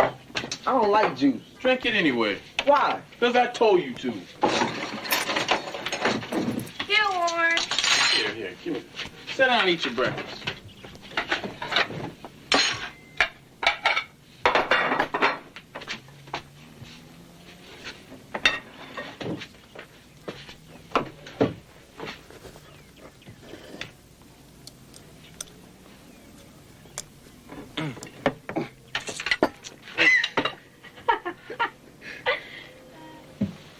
What did I do to deserve this? Hurry up and eat your breakfast. You'll be late for school. Oh, man, let me look. CJ, this is the last time I'm doing this, man. You better have this back to me by fourth period. Don't worry, man. You get it back by the fourth period.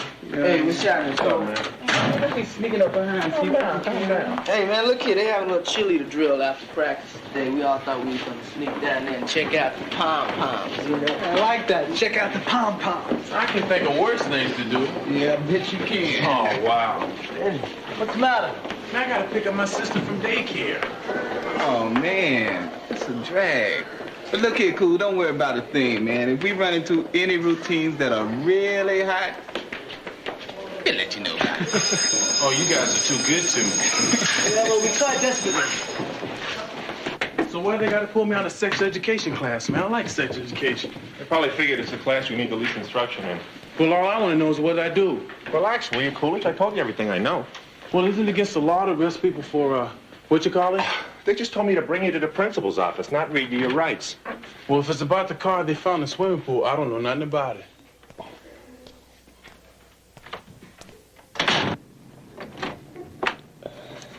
Hey, Mom, what's the matter? You okay?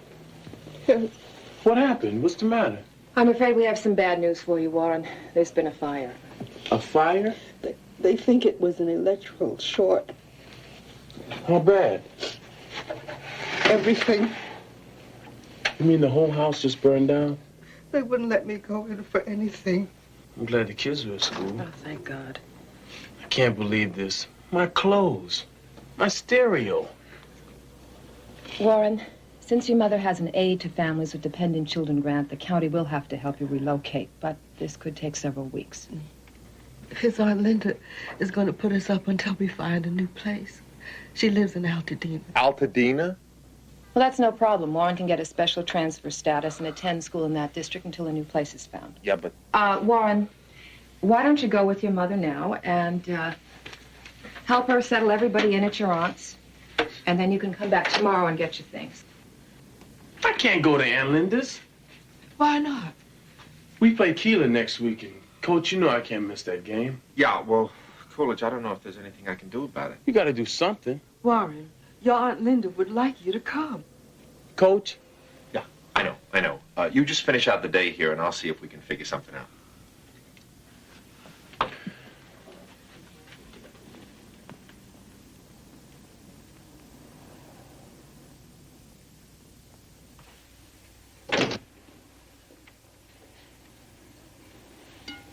You heard? Coolidge? Yeah, I heard. You realize we're dead without him. Uh-oh, the killer game. Yeah, is right. The kid's a natural resource, Jim. He's an endangered species. We can't let him go to Altadena. Wait a minute. Kid's house just burned down.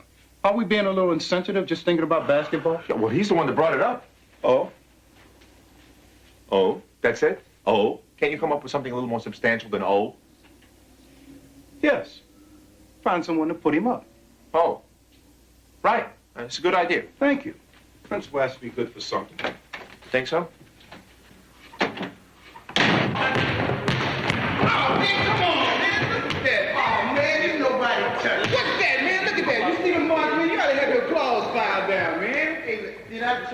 Will you hurry up and have your manicure? I've got next game. Come on, man. Let's play. Killing me.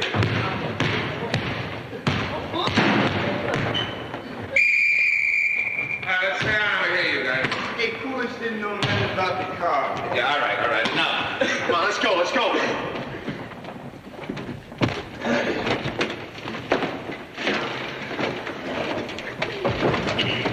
Now, listen up. Coolidge's apartment house burned down. His what? Really? Did you hear about that? Now, nobody was hurt, but everything was lost. Gee, man, that's gonna be rough. You know that? Everything? Even his stereo? I mean, we know how you got that. Reese, we're not interested right now in Coolidge's criminal record, okay? Oh, no, Coach. It wasn't illegal. Yeah, all right. Now, listen up, will you? Listen. Until the family is relocated, his mother's moving them all to Altadena to stay with his aunt, which means Coolidge may have to stay there for a while. And if he does, he'll miss being here for the Keeler game. Be here? What do you mean? You mean no Coolidge? What we gonna do without Coolidge? They can't do that. Yeah. Unless someone here puts him up.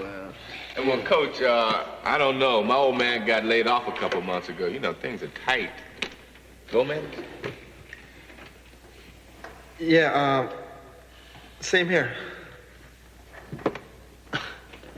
I don't think we should put Coolidge up at our house, Coach. My grandparents are kind of frail. It might be a medical risk. Hold on a minute, folks. Have no fear. Morris Thorpe, as usual, will take care of this situation. All right. Wait a second. I'm sorry about that. What is it, Thorpe? Well, my sister just moved back home with a kid. I mean, he's a little kid, but... Shucks, Coach. We're in the process of re-renovating my house, and it's a mess. No one? Look, Coach, we like to put the brother up, but, you know, he's like an elephant, man. My mama just can't afford to feed him. So that's it, huh? Coolidge goes to Altadena and we lose to Keeler again? That's what I call team spirit. Now, wait a minute, Coach. That just is not fair. Hey, man, I don't see you volunteering to take him in. Right. Yeah. How about you, Coach? I mean, you can afford it. Yeah, I sure would be ashamed to lose a big guy. Come on, Coach, what do you say? That is the most ridiculous idea I've ever heard. Why? Won't be for a long time. He's a minor. You'll have to be legally responsible for him. So?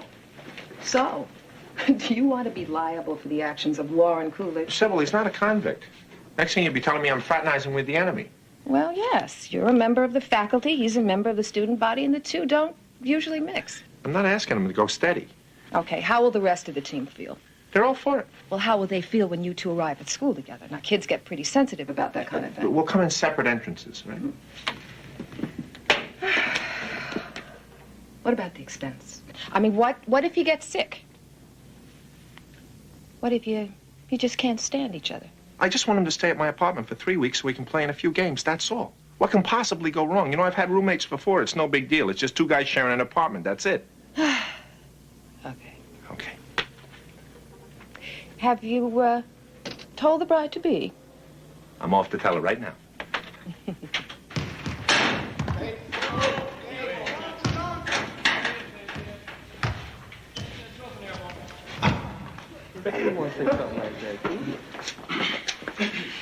Say, Coolidge, man, I'm sorry about your house. Thanks. Into everyone's life, a little rain must fall. Yeah. Tough, right? Oh, hey, man, chin up. Hey, listen, cool, man. Sincere condolences, brother. It's a very mentally depressing thing. Hey, cool. Sorry to hear about that, man. Yeah, dig, man. I ain't gonna be here for a while. Oh? Yeah, I'm going out to Dina and stay with my aunt. Didn't the coach tell you? Altadena. Smoggy up there. So I may not play in the Keeler game. Oh, man, that's too bad. It's gonna be rough without you. I may not be back for a month.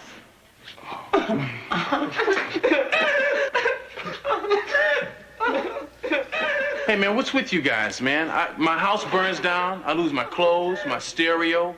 I can't play in the Keeler game. Say, brother, I hate to break the bad news to you, but you ain't going nowhere. I'm not. Mm-mm. And why not? Well, you know Coach Reeves? Well, he's going to adopt you. He is. In the flesh. You not give me a bunch of... Nah, man, well, he's gonna put you up. Seems he's got some stock food coming. Say, Coolidge. Hey, Coach. Look, I've been thinking it'd be a shame for you to go to Altadena and miss the Keeler game. So. Okay. Okay? Okay, I'd really like to stay at your place. You would? Yep. Oh. And I'll make it up to you someday. Thanks, Coach. You're welcome. What? Shake it up, baby. Shake it up, baby. A twist and shout. Twist and shout. Come on, come on, come on, come on, come on, baby. You come on, baby. Come on and work it on out. Come on and work it on out. Well, you look so good. Look so good. And you look so fine. Look so fine. Child, you know you got me going. Got me going. Just like you knew you would. Knew you would.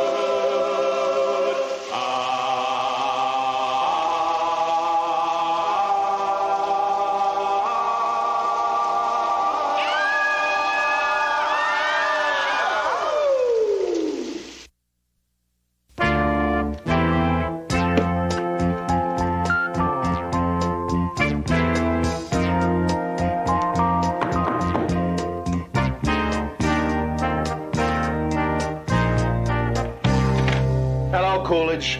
Come on in. It's, all your luggage, huh? My mother gave me some money for some school clothes. Well, what do you think? You got a stereo?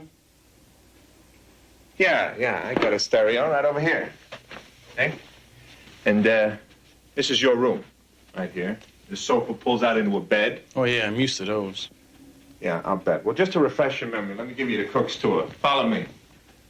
Well, in here's my bedroom. There's a bathroom. There's a place for your toothbrush. You, Ferdinand, will you move it? And, there's a kitchen here. And, that's all. What, are you hungry, Coolidge? You want something to eat?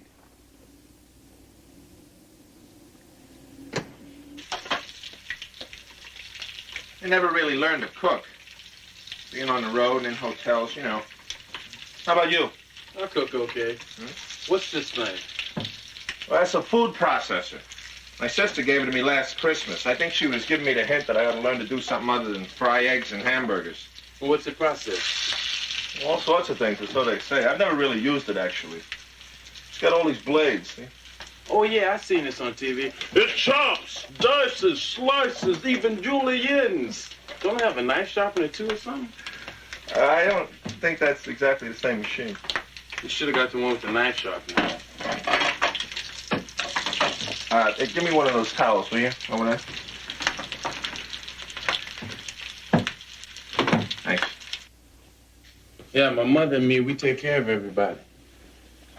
Brothers and sisters, one of each, both younger. Mm-hmm. Take your pick. How about your father? He took off a long time ago. Time ago, huh? Don't you ever see him? Nah, not very often. Not very often, huh? Coach.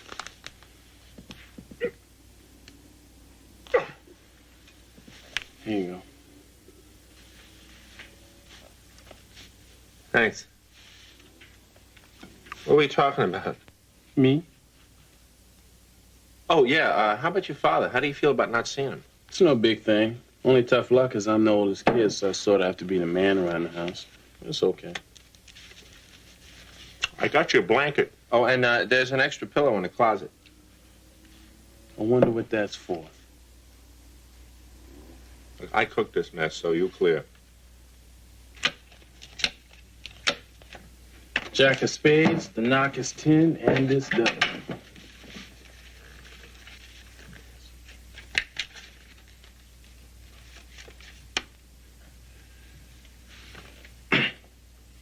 You need that?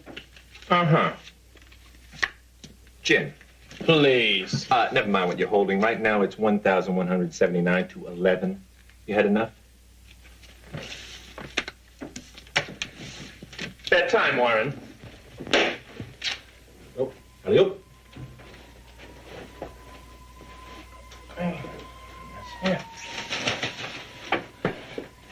Pillows coming. 1, 2, 3, 4. Behind the back.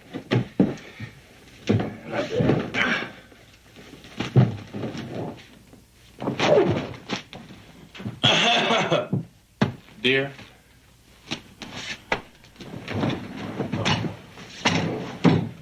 Told you I was an expert. Yeah, well, most of my guests don't sleep out here. Good night, Warren. Good night, John Boy.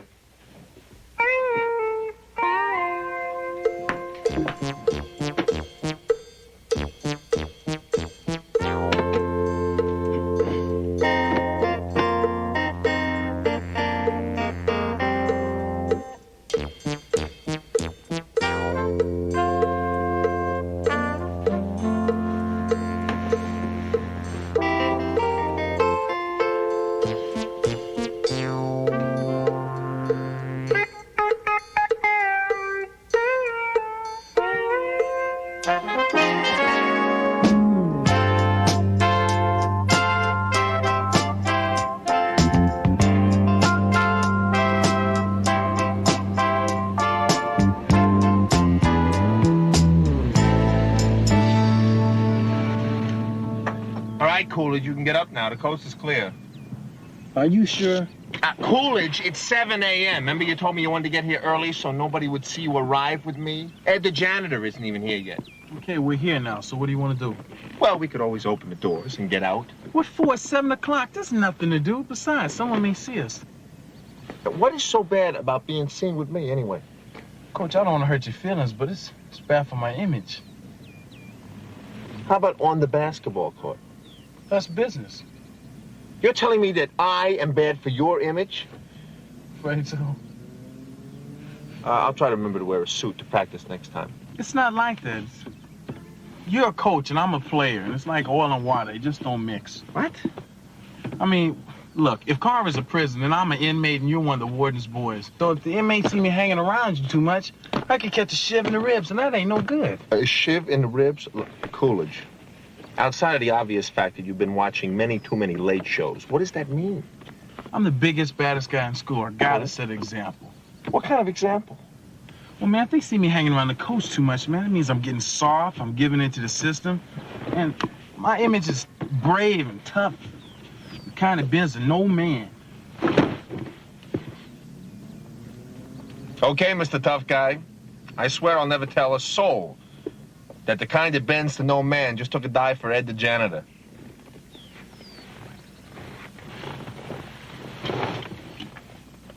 You want to get out of the car now? Good evening, ladies and gentlemen. Welcome to the Carver Eye Palace, located in Los Angeles, California. We're here with Pick Up the Action with Coolidge, the mongoose, going up against Jackson, the snake. The action is live here today. So, how you like staying with the coach? Man only been there one night.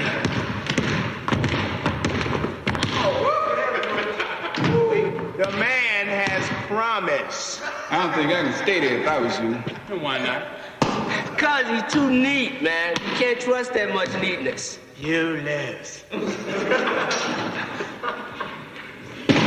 Oh, I like a man who respects sloppiness. Yeah, well, the coach ain't said anything about that, and I'm only staying with him a couple weeks anyway. Let's go 20 laps, and I don't mean like a warm-up, so I want to see some running. Come on, fast. Let's go. Take it easy on him, coach. This man didn't sleep too well last Ladies always makes them nervous. I hope you left the nightlight on. Yeah, I hope you didn't take all the covers, Coach. Say, Coach, if my house burns down, would you put me up too? Is this something you're working on now, Milton, or are you just speaking hypothetically? What? Just don't play with matches, all right? You want some help with this, Milton? The first step's always the toughest. Thanks, good. Anytime. Now, look, Mary, don't give me that stony stare. The cheerleaders get free passes, not their boyfriends. You tell your boyfriend that he can get a student council pass for half price. That's as good as I can do. All right? Well, Well, what, Sybil? how is it? How is it? Oh. Warren Coolidge arrived promptly at 6:44. Dinner was made, dinner was eaten. Homework was done, TV was watched, everybody went to sleep, okay? He's only been there for a night. Why is everybody making such a big thing out of this? Well, who's making such a big deal? I'm not making such a big deal. Oh? Not too much TV, Ken.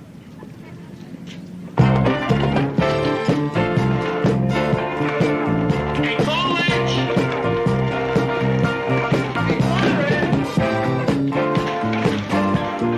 Hey, Coolidge!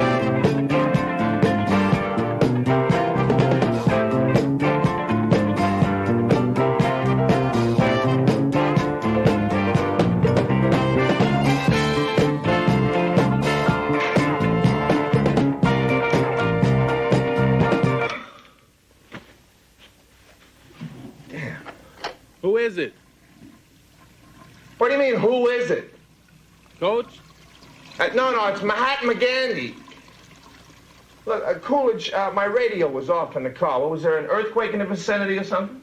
Gee, Coach, I didn't hear anything about it. Man, out loud. Looks like a bomb went off in here. Well, I haven't got time to talk about it.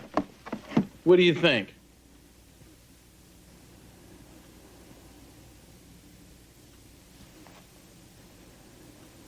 Haven't I seen that suit someplace before? Hey, it's a good fit. Look at the sleeves. Coolidge, that's my suit. You got good taste for a white guy. You're wearing my suit. Well, don't it look good on me? That's my shirt. And the tie, a very good sense of color. How about some shoes? You like some shoes, too? Well, I tried them. They're too small. Oh, sorry about that. It's all right, no biggie. Coolidge, couldn't you have at least asked me? You weren't here. If you were planning to wear the stuff, I could put on something else. No, it's all right. Just wear that. Are you sure you got lots of Look, stuff? Coolidge, trust me, wear that, all right? Because you lost your other stuff in the fire. I guess it's only right that we're both about the same size. Yeah, what a coincidence. Lucky, yeah. Look, don't spoil your appetite. That's why I got all those groceries. We're going to have a rock Cornish game hen. Oh, no, thanks. No, I'm late. For what? For a date. I'll see you later. Yeah, but no, it serves 4 people. I got rice and stuffing and everything. No. But the instructions on the back...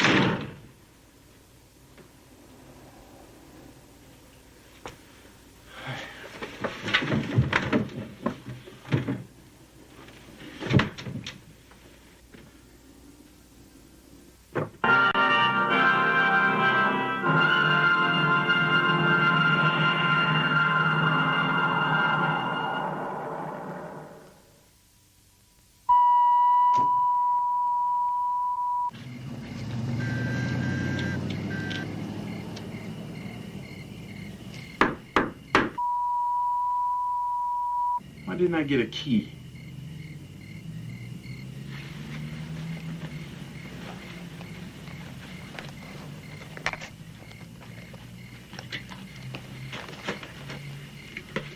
I knew the school ID was going to be good for something.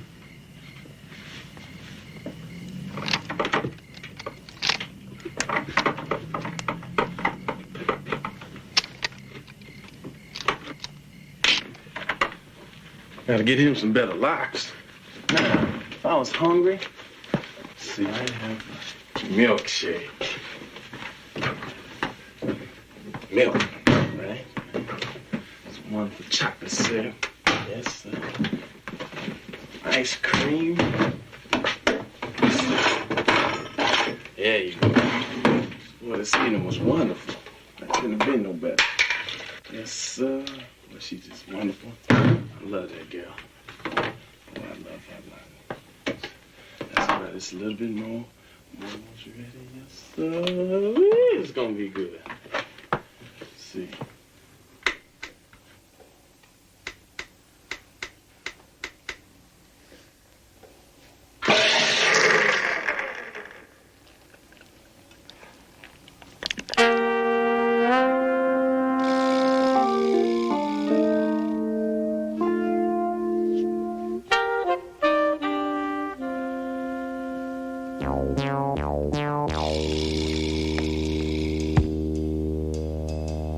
What the hell are you doing? It just came on by itself.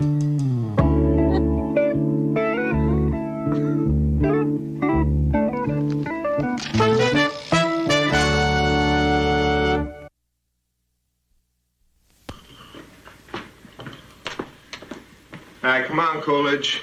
Rise and shine. Time to get up. Well, Coolidge, I'm not your mother.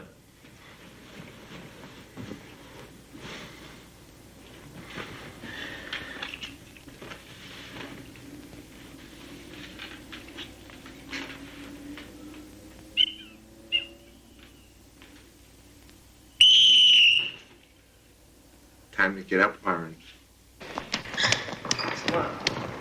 What's up with Coolidge? You have a rough night? Hey, Thorpe, what's wrong with Coolidge? Coolidge has several things wrong with it.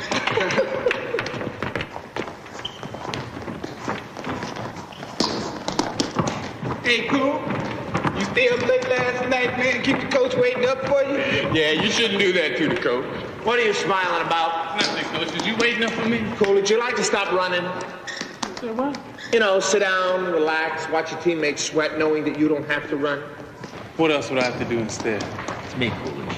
You think I'll be able to come up with something? Hey, come on, Cool. Yeah, what's up, man? I think I'll keep running. You do that.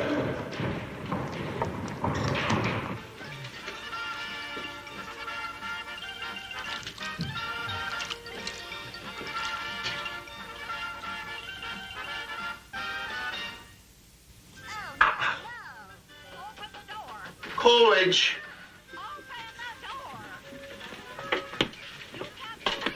Coolidge. You happen to use my razor? Oh, yeah, I meant to tell you I had paint on my sneakers.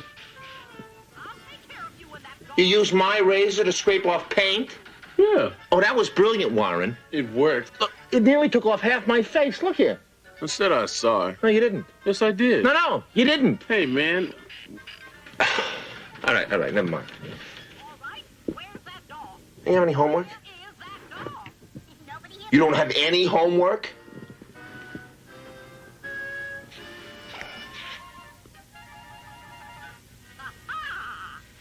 Hey, I gotta do homework.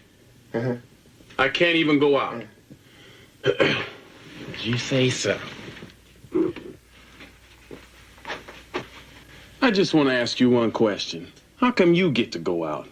'Cause I'm the grown-up.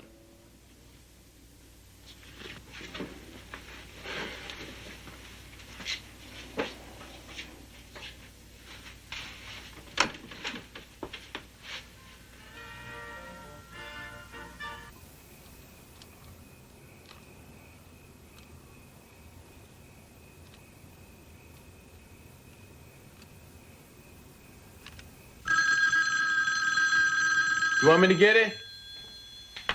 Yeah, William?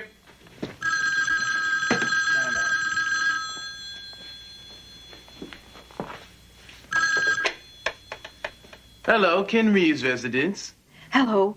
Warren, is that you? Oh, hi, Mom. I got wonderful news. We got a new place to live in. It's great. People's Aid found us a furnished place 2 blocks away from where we used to live. We can move in tomorrow. Listen, would it be okay if I stay over another couple of days? Warren, I don't know. I think we've imposed on Mr. Reeves long enough. It ain't no imposition. He wants me to stay. He asked me if I'd help him out with a few things. I promised I would. Well, all right. Yeah, okay, I'll see you Sunday. Bye.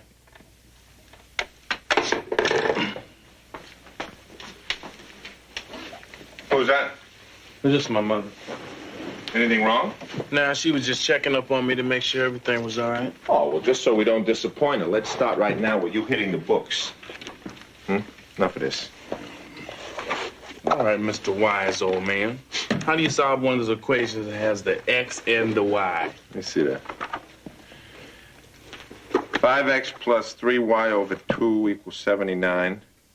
15x minus 4y equals 16. What do you do with that?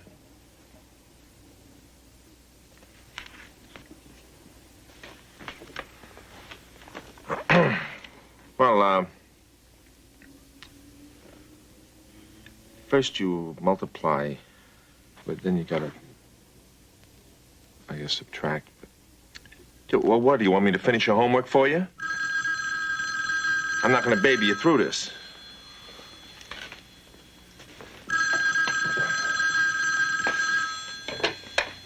Yeah. Yeah, he's here, Jackson. He's doing his homework. Yeah, hang on. And do it, all right? All right.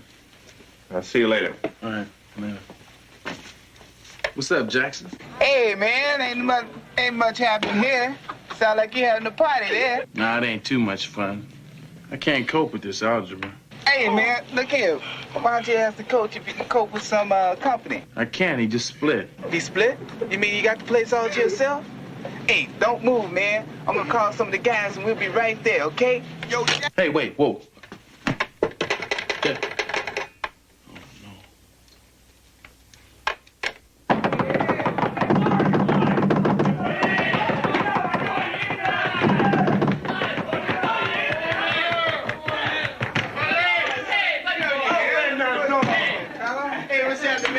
Check you out, see how you was doing. Howdy, Goldstein. Nice to meet you anyway. Who cares? This place isn't, half bad. Yeah, Warren, this ain't so bad at all. Get out of there. Oh, man, I'm just... Hey, this place is much, much too neat. No, it's not. It's cool. Hey, listen, Warren, man, what you got in here as far as liquid refreshment goes, you know what I mean? I don't know if that's cool or not, man. Oh, come on. Hey, and you got King Milton? Yeah, Milton's out and doing very well on his own. Well, tell me this, Cool Breeze. Does this place or does this place not have a bar? I don't know. There's some booze somewhere, but... Ain't no buts about it, my man. According to my timepiece, this is the cocktail hour. Wait, more red! Where? Wait, No, wait, no. No. Hey, to the coach, guys! To the coach! To the coach! To the extra pro! Let me pay Wait, hold on. Wait a minute. Shut up.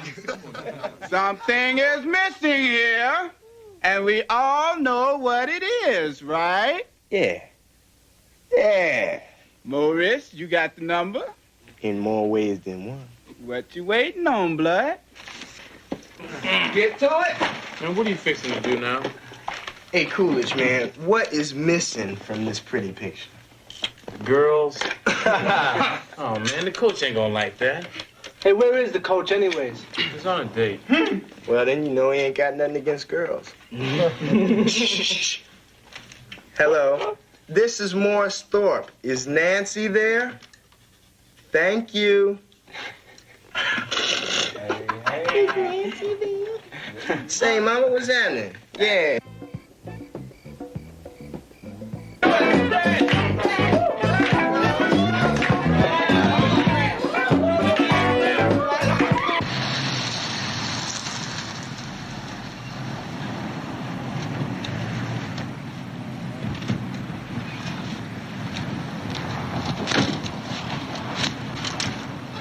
How do you like working with Sybil? Not with, for. Oh. And I do, a lot.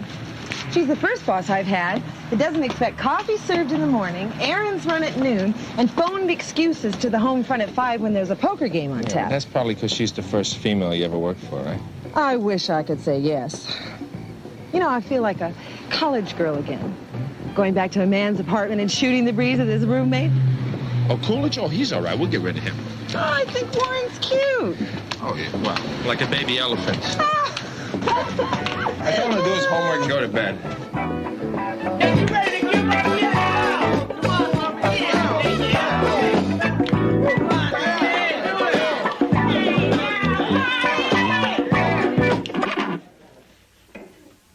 Out. Everybody out. We got a game tomorrow. Let's go. Come on. Let's go out. Will you just wait for a minute? Just hold on for a second, Jenny. Are you crazy? Just tell me that. Are you crazy? Jackson wanted to come over. Jackson wanted to come over? Whose apartment is this, Jackson? No, it's mine. Mine. I don't need to come back and find the whole place being torn up by some riot, all my furniture and everything. I don't know what I'm going to do with you, Coolidge. You've been a disaster from the start. You first you wear my clothes, then you break into the apartment. What do you want? You want me to move out? Is that it? Tell me. This is ridiculous. You want me to leave? Don't tempt me. Let me get something straight with you. You're not here in the past. This is not summer camp. The only reason you're here is because of the tequila game. If it wasn't for that, you wouldn't be here in the first place. So what do you want me to do? I want you to make this place immaculate by the time I get back from taking Jenny home, and I want to find you sound asleep. Got it? Come on.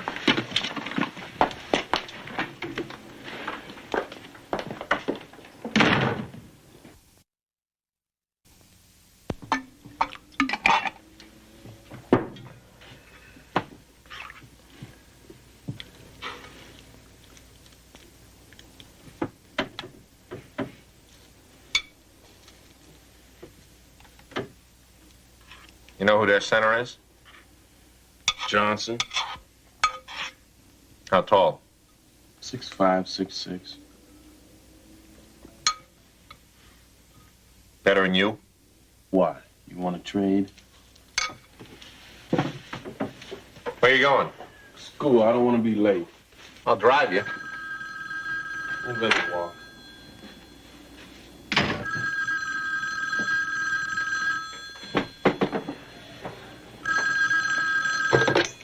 Yeah, hello. Oh, hello, Mrs. Coolidge. Warren just left for school. I'm sorry. You want me to see if I... No, I just wanted to call to thank you for putting Warren up. I hope he hasn't been a problem. A problem? Oh, no. Everything's been fine. As soon as we are settled, I'd like you to come over to our new place for dinner. If you got a pen, I'll give you the address. Address? You mean you already found a place? Didn't Warren tell you? We moved in today. No, he never said a thing. I talked to him last night and told him.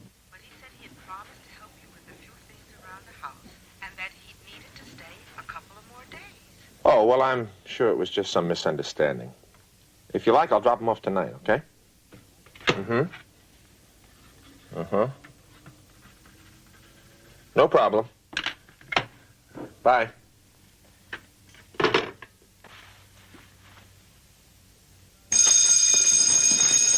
Coach. Yes, boss. Listen, I just want to apologize for any part that I may have had in last night's mishap. I just hope that... No, Pop. Excuse me? I'm not going to bench Coolidge or anybody. Thanks, Coach. Philip, how about that Achilles tendon of yours? Been acting up lately? Yeah, it hurts real bad. What hurts real bad, Mom? Achilles heel. Perhaps you should see a doctor, someone who's qualified to handle the problem. Thanks, Miss Buchanan. Listen, Coach, I'll see you later. I'm sorry. Thanks, Morris. I thought it was his left foot. It's your left foot, Pop. Well. My. News travels fast, I see. I hope you weren't too hard on your roommate. Do me a favor, don't gloat. Okay.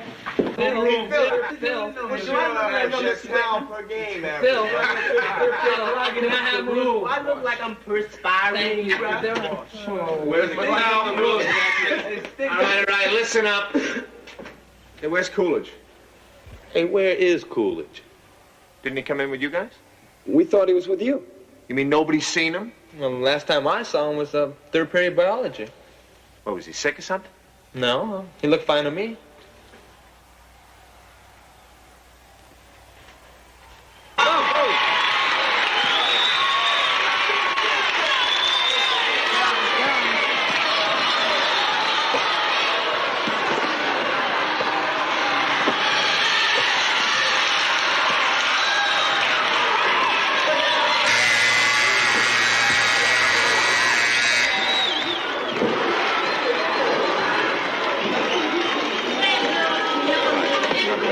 Salami? You did all right.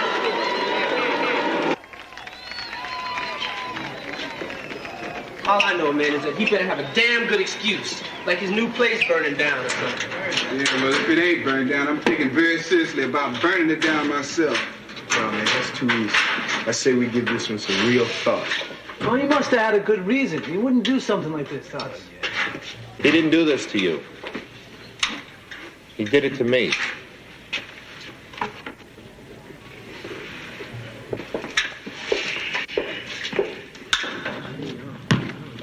Hey, man, what y'all think the coach meant by Coolidge not showing up because of him, huh? Hey, man, that's a lot of bull. The cat's covering for him, man. He's his roomie and he's covering.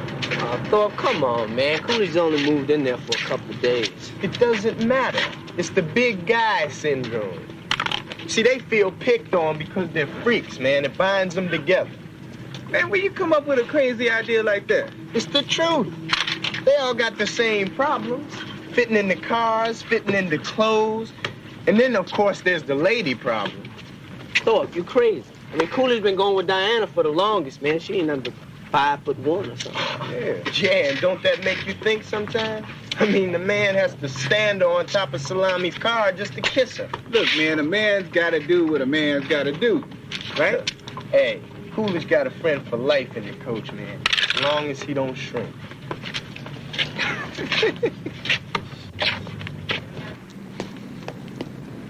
How you doing, brother man? What's happening?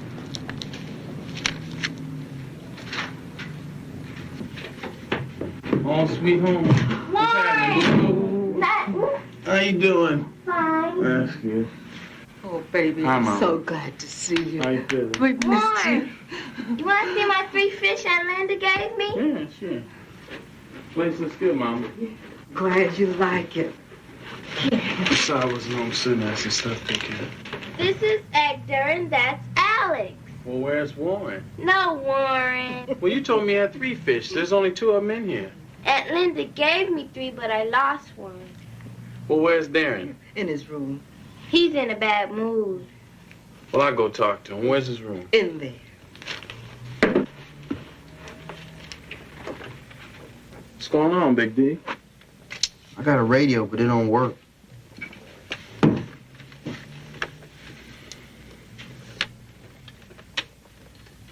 Don't work all right. Think you can fix it? Yeah, maybe.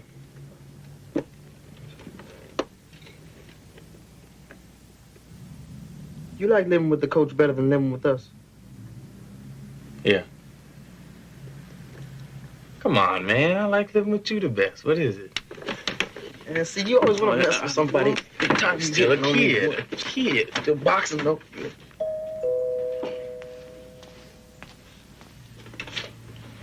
Mrs. Coolidge? Mr. Reeves, didn't expect to see you so soon. Is Warren here? He's back with his brother. Oh, well, that's a relief, because he didn't show up at the game. I was worried about him. How is he? He's fine. He missed a game? Well, that's funny. He didn't say anything to me about it. And basketball means so much to him. I think it was probably my fault. Last night we had a falling out. Oh, dear. Would you please sit down? Yeah, thanks. Why, what happened? Now, apparently he didn't want to leave. Well, I guess he was just blowing off a little steam, and I think I said a few things to him I didn't really need to say, and he got the impression I didn't want him around. Now I understand. You see, there hasn't been a man around our house in 7 years. And I think spending this time with you was important to him. He's had to be the man of the house ever since his daddy left. That's a big responsibility for a 17-year-old. I know. But he lives up to it. The only problem is that he's so big and strong. Sometimes I forget that he's barely past being a child himself. Me too. Well, can I see the giant baby? I could suspend you for missing the game. So you gonna? Nope. What happened? We lost. You want to know the final score? I didn't think so. I'd like to talk to you about last night. That's okay. I know how it is. No, I don't think you do, Coolidge. I'm glad you like staying with me. Well, I thought we were, kind of enjoying each other's company. I thought we were too. Man, you said the only reason you wanted me there in the first place was to play in the Keeler game. Well, let me tell you something, man. One good-sized rejection in 7 years is plenty enough. Coolidge, I'm not your father. Yeah, I know that. You know, when I was at Boston College, Mr. Willis and I were roommates. I tried to throw him out 3 times. Yeah? Oh, yeah, he used to leave his dirty socks in my pillow. 4 years, I never saw him touch a dish. What you call a real slob. The principal, it's hard to fix it. You weren't half as bad as he was, not half. Well, outside the food process, I thought we did pretty good. I thought we did, too. In fact, I think we ought to do it again sometime.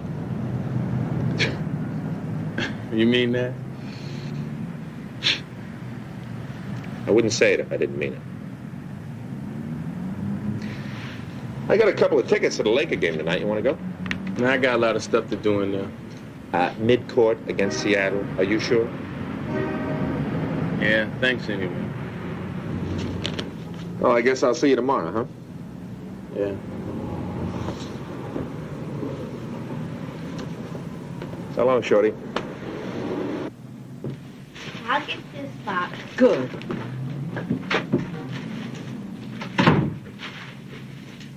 Those are extra towels. They go into Darren's room. I'll get it. Hi, you know, I was thinking if I gave you a hand with this stuff, we ought to be able to make the second half. Now, where does this go? Hold this, will you?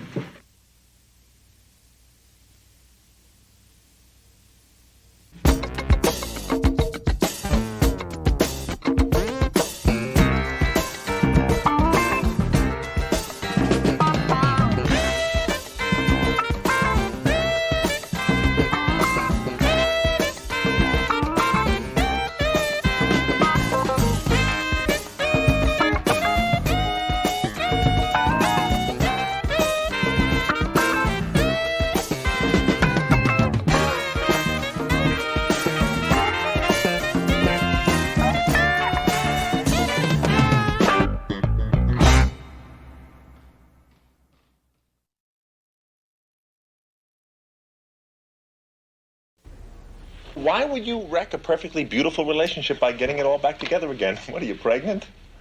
Yeah. I thought I'd cancel practice today and throw a little Christmas party. Where's the chicks? There's no chicks, Jackson. Here, have a cookie. What I need from you is a real commitment. And that's the one thing you've been unwilling or unable to give me. Where you get it, man? Fake and lacked. Have Axe, we'll travel. And the, baby? I'm gonna have it by myself.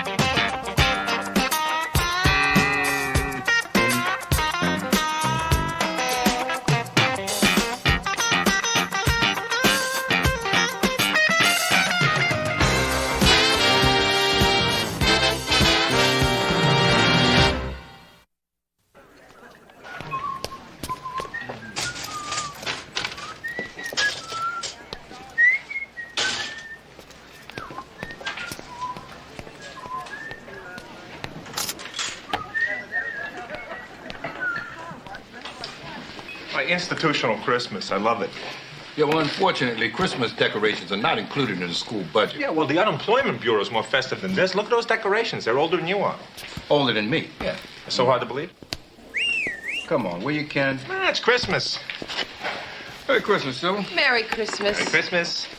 Hey, weren't we supposed to have a meeting this morning? Yeah, well, I had some business to take care of. Personal? Yeah, as a matter of fact. What kind of business? The concept of personal is personal. Oh, yes, how foolish of me. So what's on your holiday agenda, huh?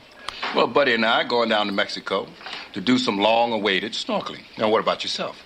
I'll be spending it with Bill and Katie. Always tagging along, huh? And you, Sybil? Doug and I are going out for dinner. Oh, that's nice. Couldn't he find anything better to do? Don't laugh. You only encourage him. Ho, ho, ho. Merry Christmas, everybody. Christmas in California, man. What are you, nuts? I'm telling you, Christmas in New York is Christmas. Christmas in Los Angeles is Easter. You gotta have snow and the green. Hey, you gotta have green for Christmas, man. That's the fact. Come on, Jocko, man, take it easy. Well, you'll all be happy to know that I bought my presents early. Yes. July. You talking about the case of firecrackers you ripped off from the fireworks show? Yeah, them and some cherry bombs, too. Hey, you guys wouldn't be interested in the case of Christmas spirits I got lined up, would you? A party! Yeah! All right, yeah! Well, where's it gonna be? What about Salami's place? He's got the biggest icebox. Oh, no, forget it, man. Why?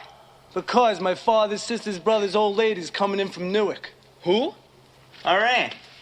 Man, your family tree needs a prune job. Well, dig it, man. Where we gonna have this thing anyway? I mean, ain't nobody's folks gonna be out on Christmas Eve? Here's your towel. Say, Philip, Doesn't your mother work the graveyard shift at Dollinger's cafeteria? Yes. No way. No way.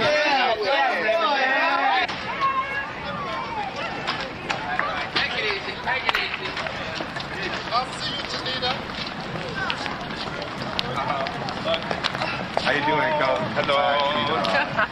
Oh, come on, don't be ridiculous. We've been married for 4 years. Can't you show a little dignity in public? Well, since we've been separated for the past 2 weeks, consider ourselves now back at the dating stage. What are we walking towards? Oh, this is it? Oh, that's nice. How's the newspaper business? Well, it's not real estate, Oh, come on, you love it. Do me a favor, will you tell the guys at the sports desk to take it easy on the Bulls, please? Why don't you tell the Bulls to win a few games? Well, they got a new coach. Oh, I see what I can do now. Do me a favor. Our paper's having a big basketball game next Tuesday afternoon with Sports Illustrated, and we could sure use a ringer. Hey, what's in it for me? A couple of beers. You're on. All right. I'll call you. All right, we'll see you guys. Okay, take care now. Bye-bye, kid. Later on. So how's my lady? Oh, I'm terrific. Terrific. You look terrific. Couldn't be better. Oh, I almost forgot. What? I need a kiss. A kiss. Hi. My goodness, are you in a good mood? Yeah, why not? It's Christmas.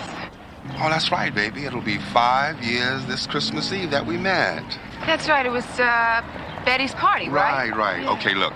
I hereby declare this coming Christmas Eve as our anniversary. Also figured we could do some last-minute window shopping, and then how about some Italian food? I can't. Well, why not, baby? I've got a previous engagement. Oh, with that guy you've been seeing on the slide and haven't been telling me about? Yeah. I thought so. So why don't you just drop me off at the garage? My car should be ready by now, and I'll meet you at the restaurant later.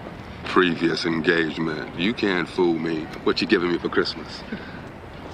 Oh, come on. You're too old for presents.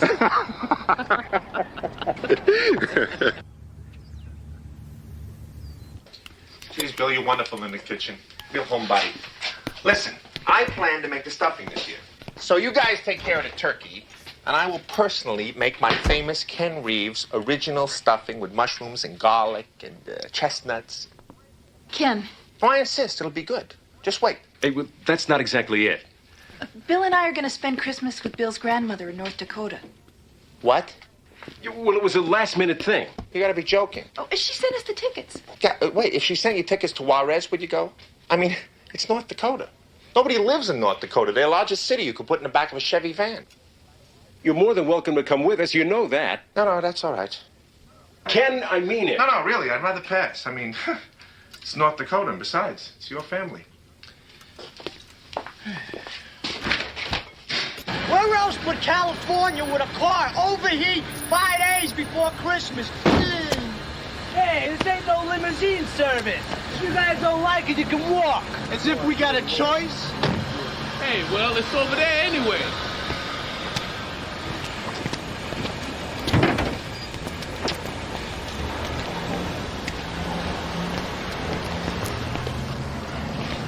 That's it. That's what? I gotta have it. Wait a minute. You mean to tell me we came all the way down here for a doll? Hey, look, cool. If you need a date for New Year's, I mean, go after something that moves. It's for my sister, stupid. She wants it for Christmas. Yeah, but it costs, man. Look, $60. Now, nobody's worth $60. Hey, if that's what my baby sister wants for Christmas, that's the way it's gonna be. Yeah? Yeah. What are you going to use to pay for it? Your fillings? Just have to give me a job. What in the hell is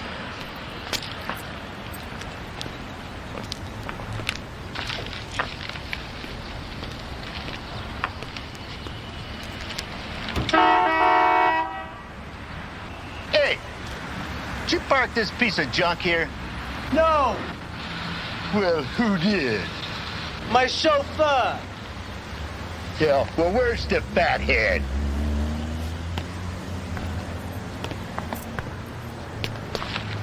Well, not really that, it's okay. It's all right, it's a nice car.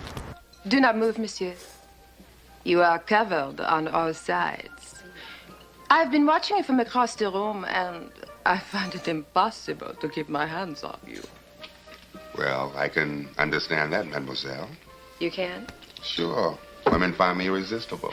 Well, this one does. Hi, sweetheart. Have a seat. Hi. My goodness, you've been bubbly all day. You know that man I went to see today? Oh, yeah, the one you seen on the slide. You wouldn't believe the things he whispered in my ear.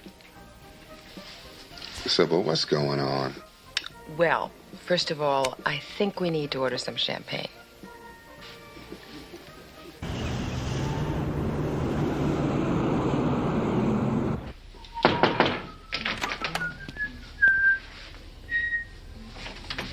Busy?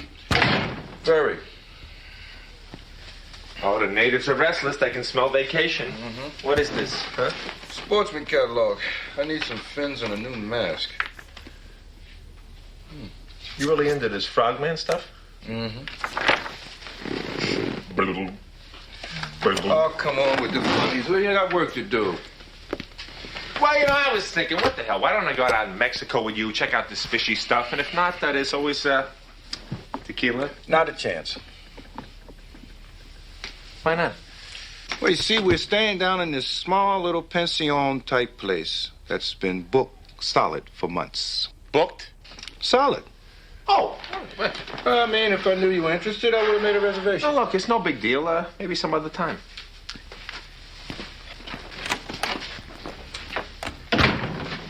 Sit. Why? Sit, sit, sit. Well? I have something very special I want to share with you, too. I am pleased to announce, after a long separation, the impending reunion of Mr. and Mrs. Buchanan. Reconciliation? That's right. Oh. You and Fred? No, me and Doug. Oh, you and Doug? Yeah. Why would you wreck a perfectly beautiful relationship by getting it all back together again? What, are you pregnant? Yeah.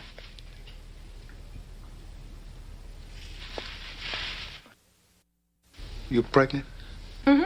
8 weeks worth. That's fantastic. How did the old man take it? Here, sit. Oh, thanks.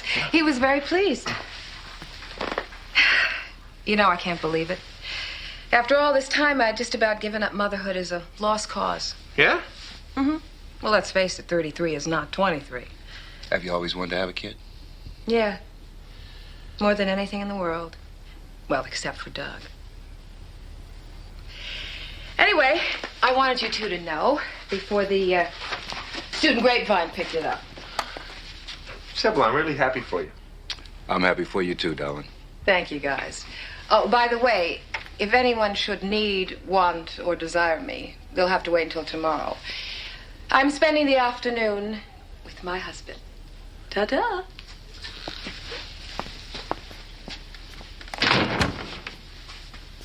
Well, how about that? Are you sure you're up for this? I'm sure. I mean, wouldn't you like to try something more strenuous, such as a game of gin rummy, some checkers, Scrabble, something like that? Don't be silly. I'm not sick. I'm pregnant. It's not a disease. Right. Exercise is the best thing in the world for a pregnant woman.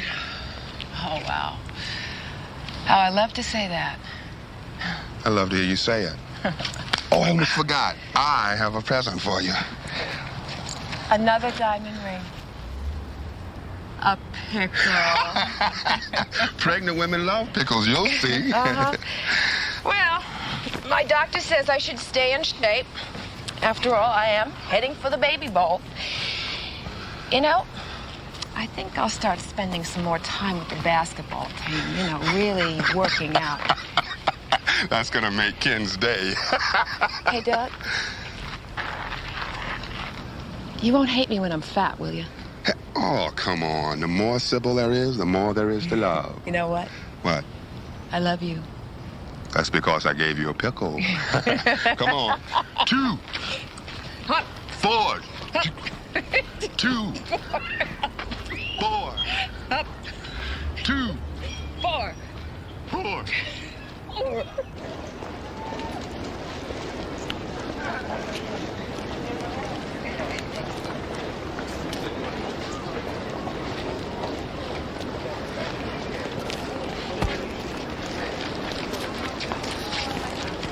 Hey, Phil. Hey, Phil. What's up, Hey, brother? what's happening, brother? What it is? Hey, how you doing? How you doing, buddy? All right.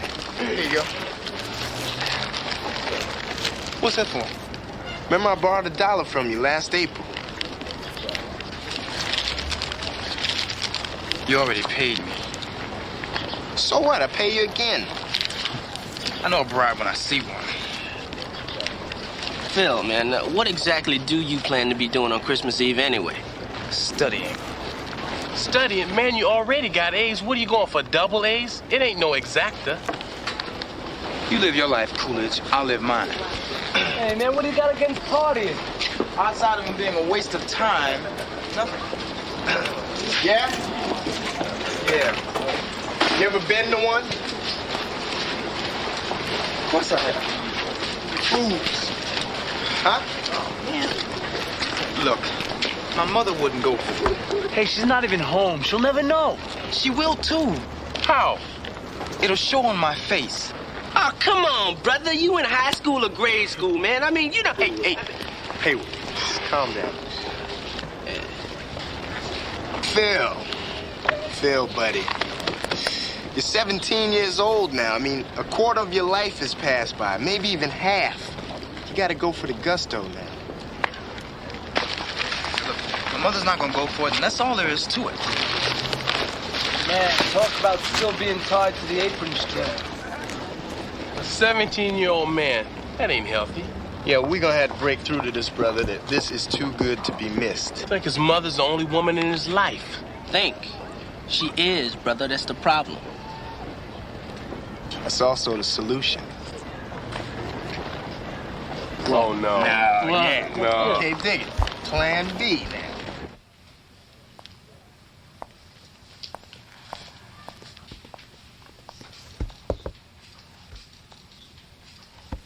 Morris Thorpe said that you were looking for me. Huh? Oh, excuse me? You wanted to talk to me I did? about the party. The party? Christmas Eve. I'd love to go. You would? With you. Great. Okay. What time? 8 o'clock. Fine. Nancy. Where? Where's what? This party. See you Christmas Eve.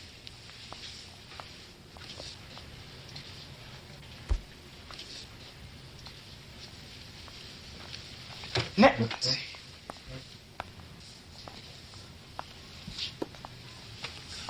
A party? I can't give a party. I don't know anything about giving parties. Besides, my mother will kill me. How could you guys do this to me? Phil, come on, man. It'll be a blast. It can't be a blast. Blast means noise. Blast means broken things. Blast means trouble. All right, Phil. So, forget about it. What? We won't come. Yeah. It's more like it. Yeah, you can handle Nancy by yourself. And it'll be so quiet you could hear a nervous heartbeat. All right, I changed my mind. Nah, forget it. Wait a minute. You can't leave me alone. I've never been alone with anyone like that before. I mean, Nancy's... She's a full-figured lady. Yeah, well, Fellas, I don't know. I mean, what do you think? Should we or should we not? No. I mean... All right. But remember, you owe us one. A big one. Really? That's right, brother. You owe us one. Remember that one. You owe us one. It means have a good time. Clean towels, soap in the showers, and all that junk. You know?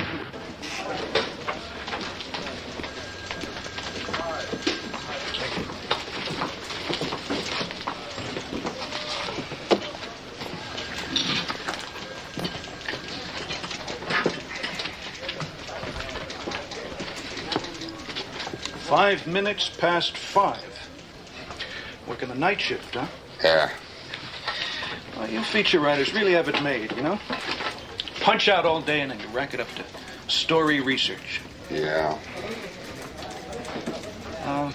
What's with you? You got a moment? Sure. Well, Sybil and I are getting back together. Wait, together, you mean together? That's what I said. Well, that takes some guts. You two gave it a shot for, what, 2 years? Yeah, that's what it was, 2 years. And well, now, man, I kind of got some doubts. You know, it's hard enough taking care of myself. Hey, look, you don't have to tell me. You're talking to a two-time loser. Yeah, I know. Listen, Doug. If a horse kicks you once, it's an accident, no? If you give him a chance to do it again, you're a fool. Wait a minute. I don't want you to get me wrong. Now, Sybil is one hell of a lady. Look, I don't doubt it for a minute. And you got something really good going with her right now, huh? All right. Okay, then I ask you. As a two-time loser to a one-time loser, why let the institution of marriage wreck it?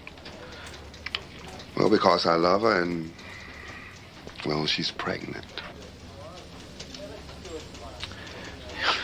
But don't you mean because she's pregnant and because you love her? Whatever. Yeah. You know, you're out of your mind. You're going to reconcile because of a pregnancy? Now, just a minute. You know, I want my kid to have a father. Yeah, and you two ought to have your sanity. Do you have any idea how many marriages fail because they start over a kid? Okay, Steve, I know the numbers on that Yeah, trip. right. Hey, it's okay, buddy. It's okay. Huh? But don't say you weren't warned, huh?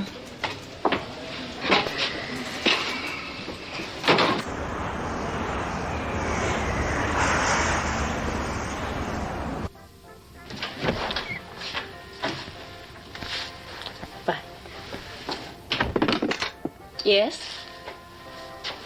Yes, I'm looking for a job for Christmas. Well, you're a little late. Well, I got here as soon as I could. I had basketball practice. All our part-time positions were filled several weeks ago. Are you kidding? I'm sorry. Try before Easter. I can't wait till Easter. I got to get a job now so I can buy my presents.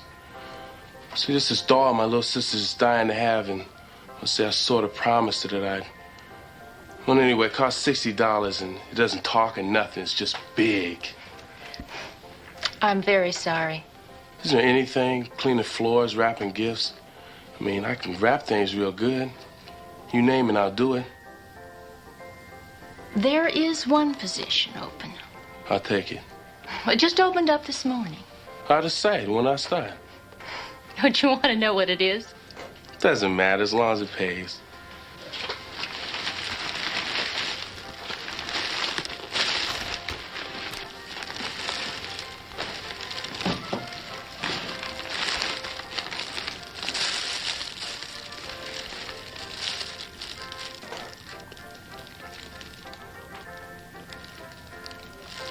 Whoa, I haven't been this hungry in 10 years. I haven't walked this much in 10 years either.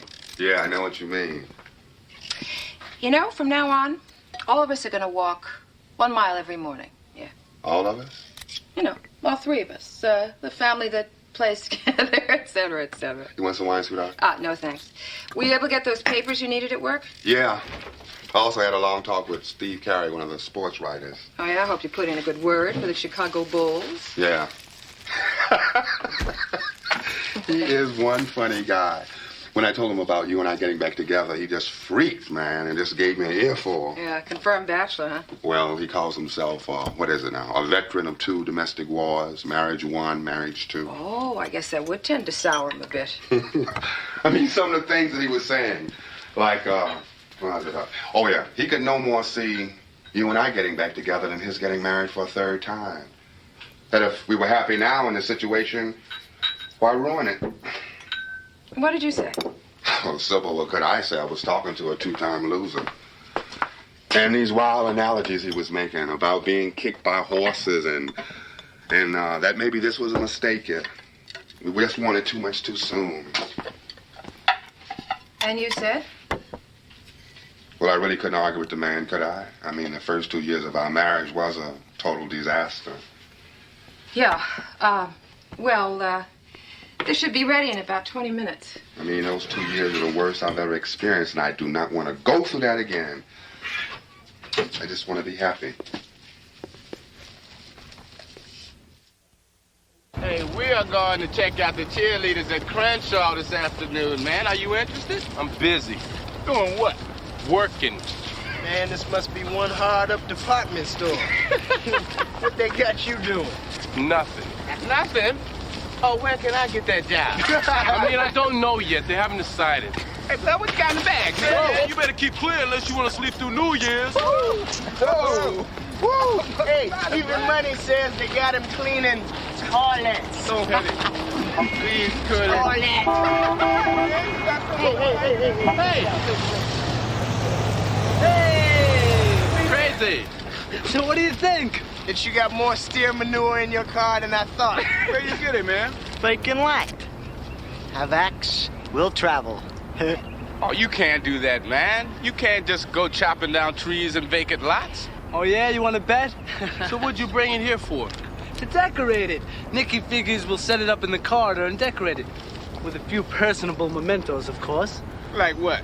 Like just for openers, Wendy Wagner's soon to be famous purple panties. Oh, my goodness. Cowboy, heel. Heel, Thorpe.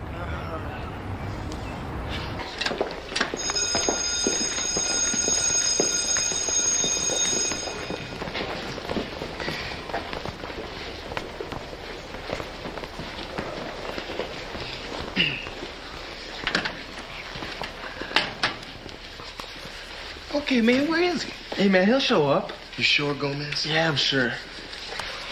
Hey, is that him? Hey, Julio, over here. Hurry up. Come on. How's it going, Gomez? All right, how you doing, man? Everything's all right, man. Always one step ahead of the cops. What you do, man? It's not what I've done. It's what they know I can do. Hey, man, Julio's gonna be a safe cracker. Yeah, instead of going to college? What, is he a cop? No, he's Goldstein. Goldstein? Think I know a cop named Goldstein. I got an uncle in Philadelphia. Listen, Julio, we haven't got much time between classes, so can you get on with it? Oh, yeah, cool. Give the man some working space. This one here. That's little music for the nerves. Guantanamera, Juanita, Guantanamera, Guantanamera. Uh-huh. 36 to the right. My mother's lucky number to the left. Good old 22. Uh-huh. My baby's birthday to the right. Oh, all right. Piece of cake. Hey, you'll go far. You think so? Yeah. All right. Let's see what he got up in here, man.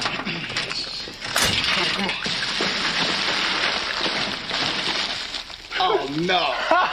Not cool. Do you believe this?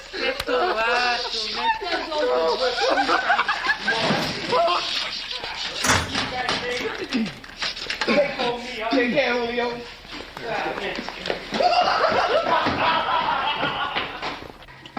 So, who's come up with what for the tree?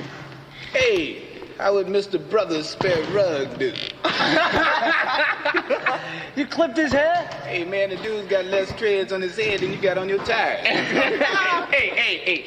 How about Debbie Skilling's Innermost Lustings for one James Haywood, as written to Cinder Robinson and intercepted by me?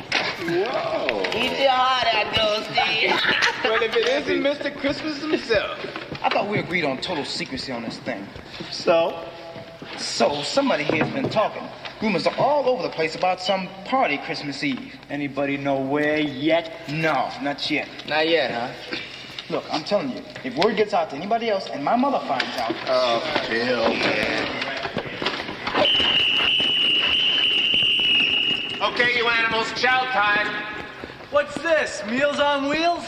Well, no, Salami. It's just I've been working you guys pretty hard this year, so just to prove that I do have a heart, I thought I'd cancel practice today and throw a little Christmas party. All right, when and where?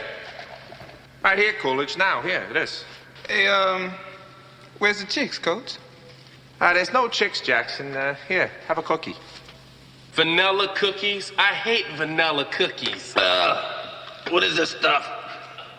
Fruit punch. Bug juice? You mean there ain't no punch in the punch? And you call this a party? Punch and cookies. Real cute. Yeah, well, I know it's not much, but it's leading up to something a lot bigger. Lead up for what? Bobbing for apples?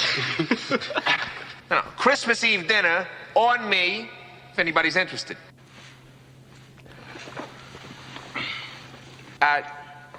Didn't you hear me? Read my lips. I said on me.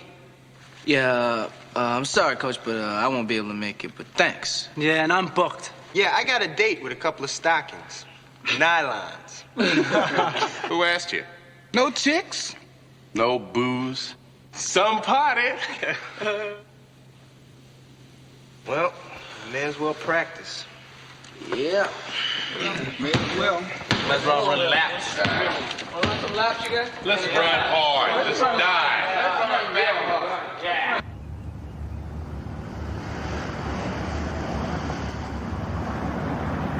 Ken, I got some fine beer for you, so I expect a very serious effort out of you, man. I want to see a lot of elbows and some body blocks and a few trips, huh? In other words, play like I've always played. Hey, we need to win. Is he always this underhanded? Always. Tell him, Sybil. A high-class lady never stoops to such lows. Well, if you're such a high-class lady, what are you doing with a bum like him? Well, accidents can happen. Keep your eyes on the road, dear. So has an actual moving-in date been set already? No. Yes.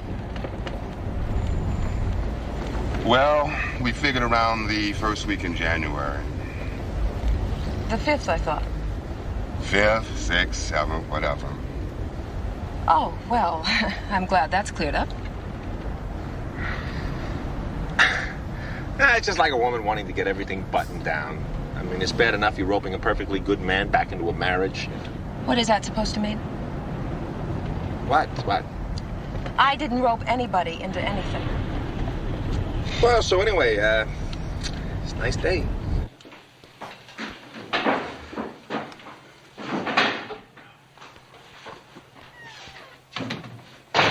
Hey, Coach. What do you say, Phil? I thought you took off hours ago. Yeah, well, I did, but I had to come back and get my wallet. It's a shame they don't pay you by the hour. I'm almost through. You know, half the time you lock up this place later than I do. I don't mind. No? No, my mother works nights, and I hate going home to an empty house, so I usually hang out here for a while. She work every night? Yeah. Well, what kind of plans have you made around the house for Christmas Eve? What? You know. Nothing. I swear. Nothing? No, really. Well, why don't you and I go out for a little Christmas Eve dinner? Maybe we'll catch a movie, something like that. Oh, no, I couldn't do that. Why not? It's my mother. But I thought you said she was working. Well, she is, but it's the lady next door. Mrs. Gordon. She's a crippled widow, blind in one eye. I take care of her every Christmas Eve till my mother gets home. Yeah? Oh, yeah. I wheel around my house, and we sit around and drink eggnog and sing Christmas carols to each other, and it's just a great time. Really? Oh, yeah. Every year. Especially this year. Why especially? It's her 98th birthday. On Christmas? The whole year. Yeah. 98 years old? That's old. Yeah. You're quite a fella, Phil. Merry Christmas. Thank you.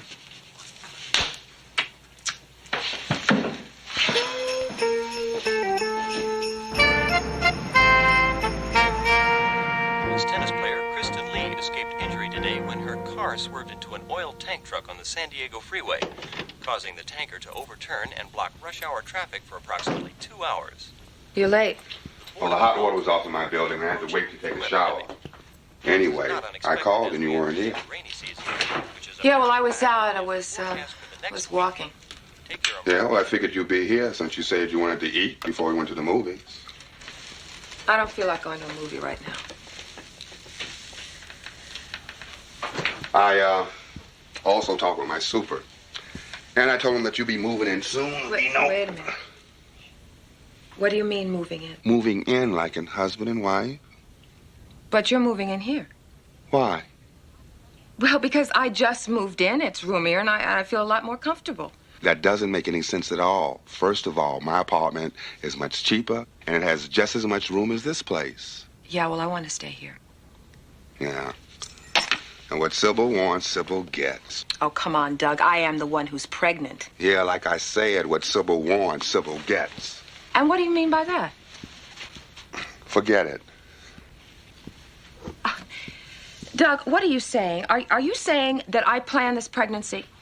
No, I'm not saying you planned the pregnancy, but I am saying that it seems as if everything we do is planned around it, though. Oh, I see, and you've got a problem with that. Yeah, I got problems with that. What are you saying, Doug? I'm saying, Sybil, that I'm a liver, not a planner. Oh, well, I'm very sorry that things have changed and that your style's become somewhat cramped. Oh, come on, Sybil. Will you stop with the sarcasm, please? I mean, look, we're getting back together. You're pregnant. We're going to live happily ever after. Is that what you want? What? For us to get back together. Sure. Why? Because you're pregnant. Because I'm pregnant. Would you want it now if I wasn't pregnant? Oh, Sybil, come on, please. Forget it. It's settled. Would you? No.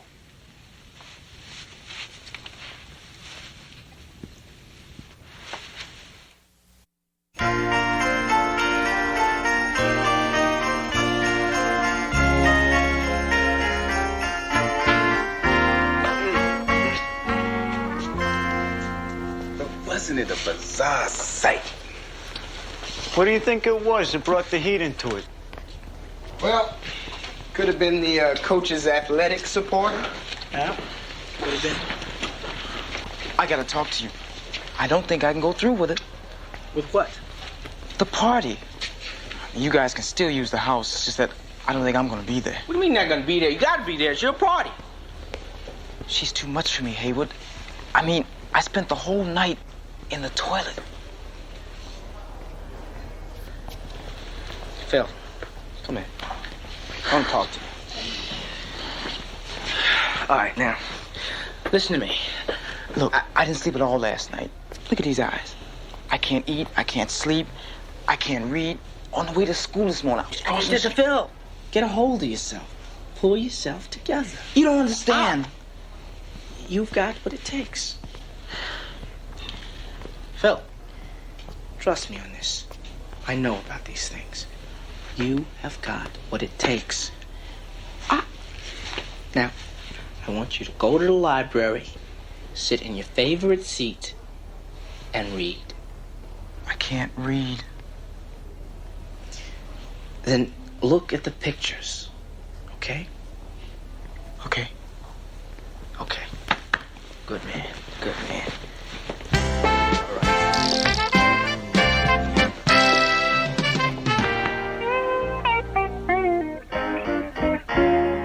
Boy, have I got a story for you.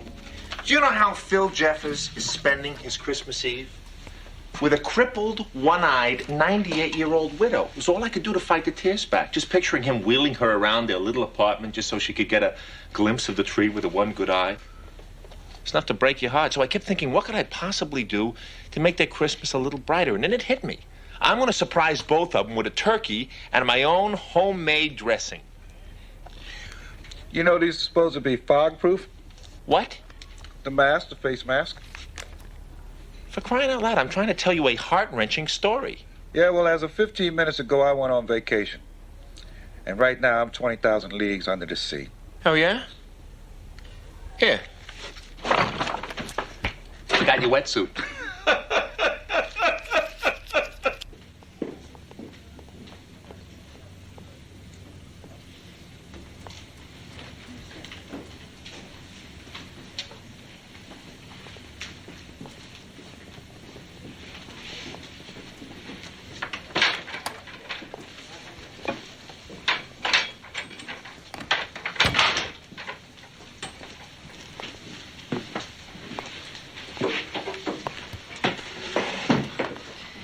Hi.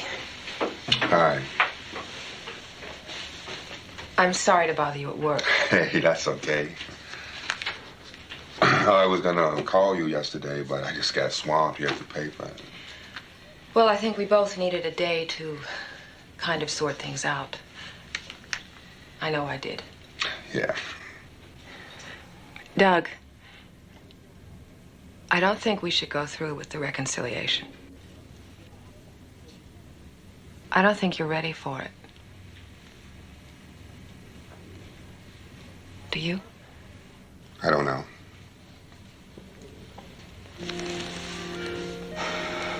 Well, I guess I have to take that as a no. Look, Sybil, it's not like I don't love you. Just not enough. And it's got to be more than enough. Otherwise, it'll fail again. Yeah, I know that. So, what now?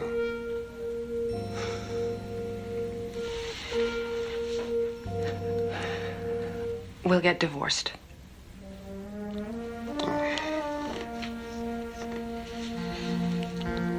And the, baby? I'm gonna have it by myself. Have you for once considered the problems of having a baby by yourself? Doug, it's settled. I'm gonna have it. Why don't you stop and see the reality of this thing? The reality is I am 33 years old and I want this child. Well, I don't. I mean, I don't right now. I know that, which is why I'm gonna have it by myself. Now, wait a minute. Now, I got some rights to the baby's Now, just mine. stop it. Stop it. Now, please, don't do this to me. I'm ready to be a mother. Can't you understand that? I want to be a mother. Sybil, wait a minute, please. You will be, but just wait until we're both ready. No, Doug. I can't. Because that's never going to happen. I know you love me, but can't you understand that's not enough? What I need from you is a real commitment. And that's the one thing you've been unwilling or unable to give me. Sybil. I have to go. Please, don't say anything more.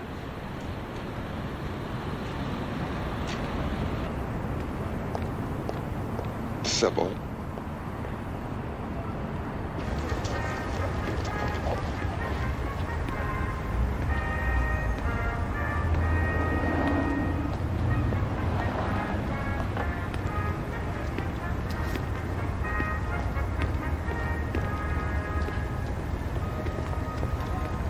Donations. Donations for all God's children. Merry Christmas. Donations. Donations for all God's children.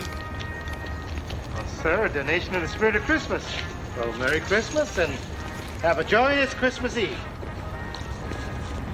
Merry Christmas, we wish you a Merry Christmas. We wish you a Merry Christmas and a Happy New Year. Good tidings we bring to you and your tidings for Christmas and a Happy New Year. Merry Christmas, Happy New Year. We wish you a Merry Christmas. We wish you a Merry Christmas. We wish you a Merry Christmas and a Happy New Year. Good tidings we bring to you and your kin. Good tidings. Hi, Merry Christmas.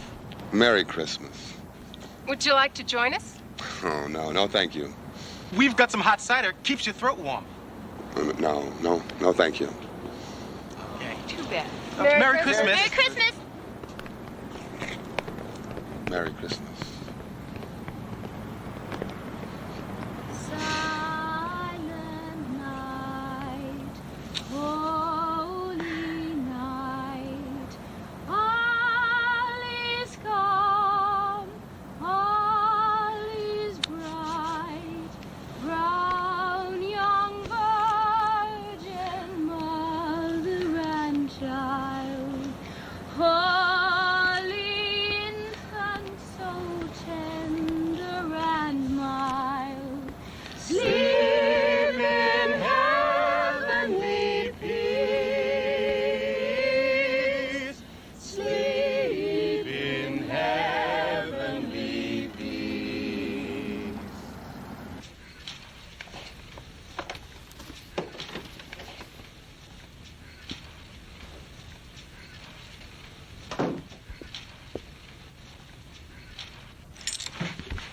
I'd like to talk to you for a second. I want to come back home, and I'm committed to being your husband and the father of our child. And, I love you, Sybil Buchanan.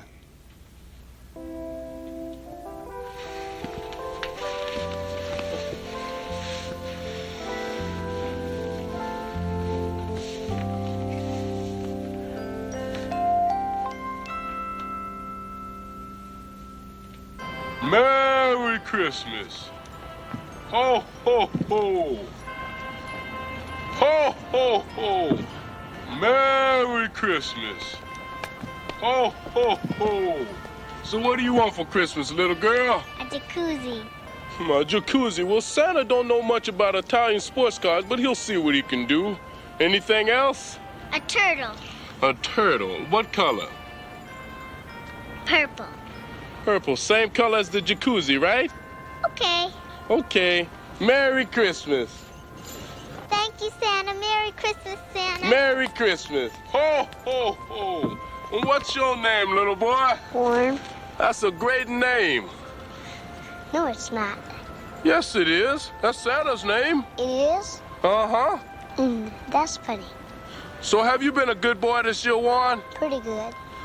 Well, I guess that's okay with Santa. So what do you want for Christmas? Just one thing.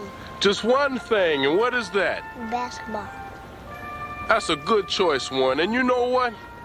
I'm gonna climb down your chimney tonight while you're sleeping and put a brand new basketball underneath your tree, okay? Merry Christmas.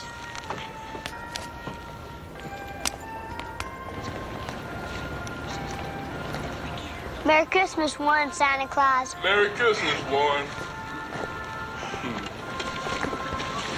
36, 26, 36, and don't bother to wrap it. Get out of here, man. Get out of here. Hey, Santa, you need a nose job. Yeah. Come sit on my lap, Salami. Sorry, not right now. We got a party to go to. That's right. Hey, let's get. Hey, look, Santa, you gonna drive down to the party with us, or you rather take a slow sleigh ride with your reindeer?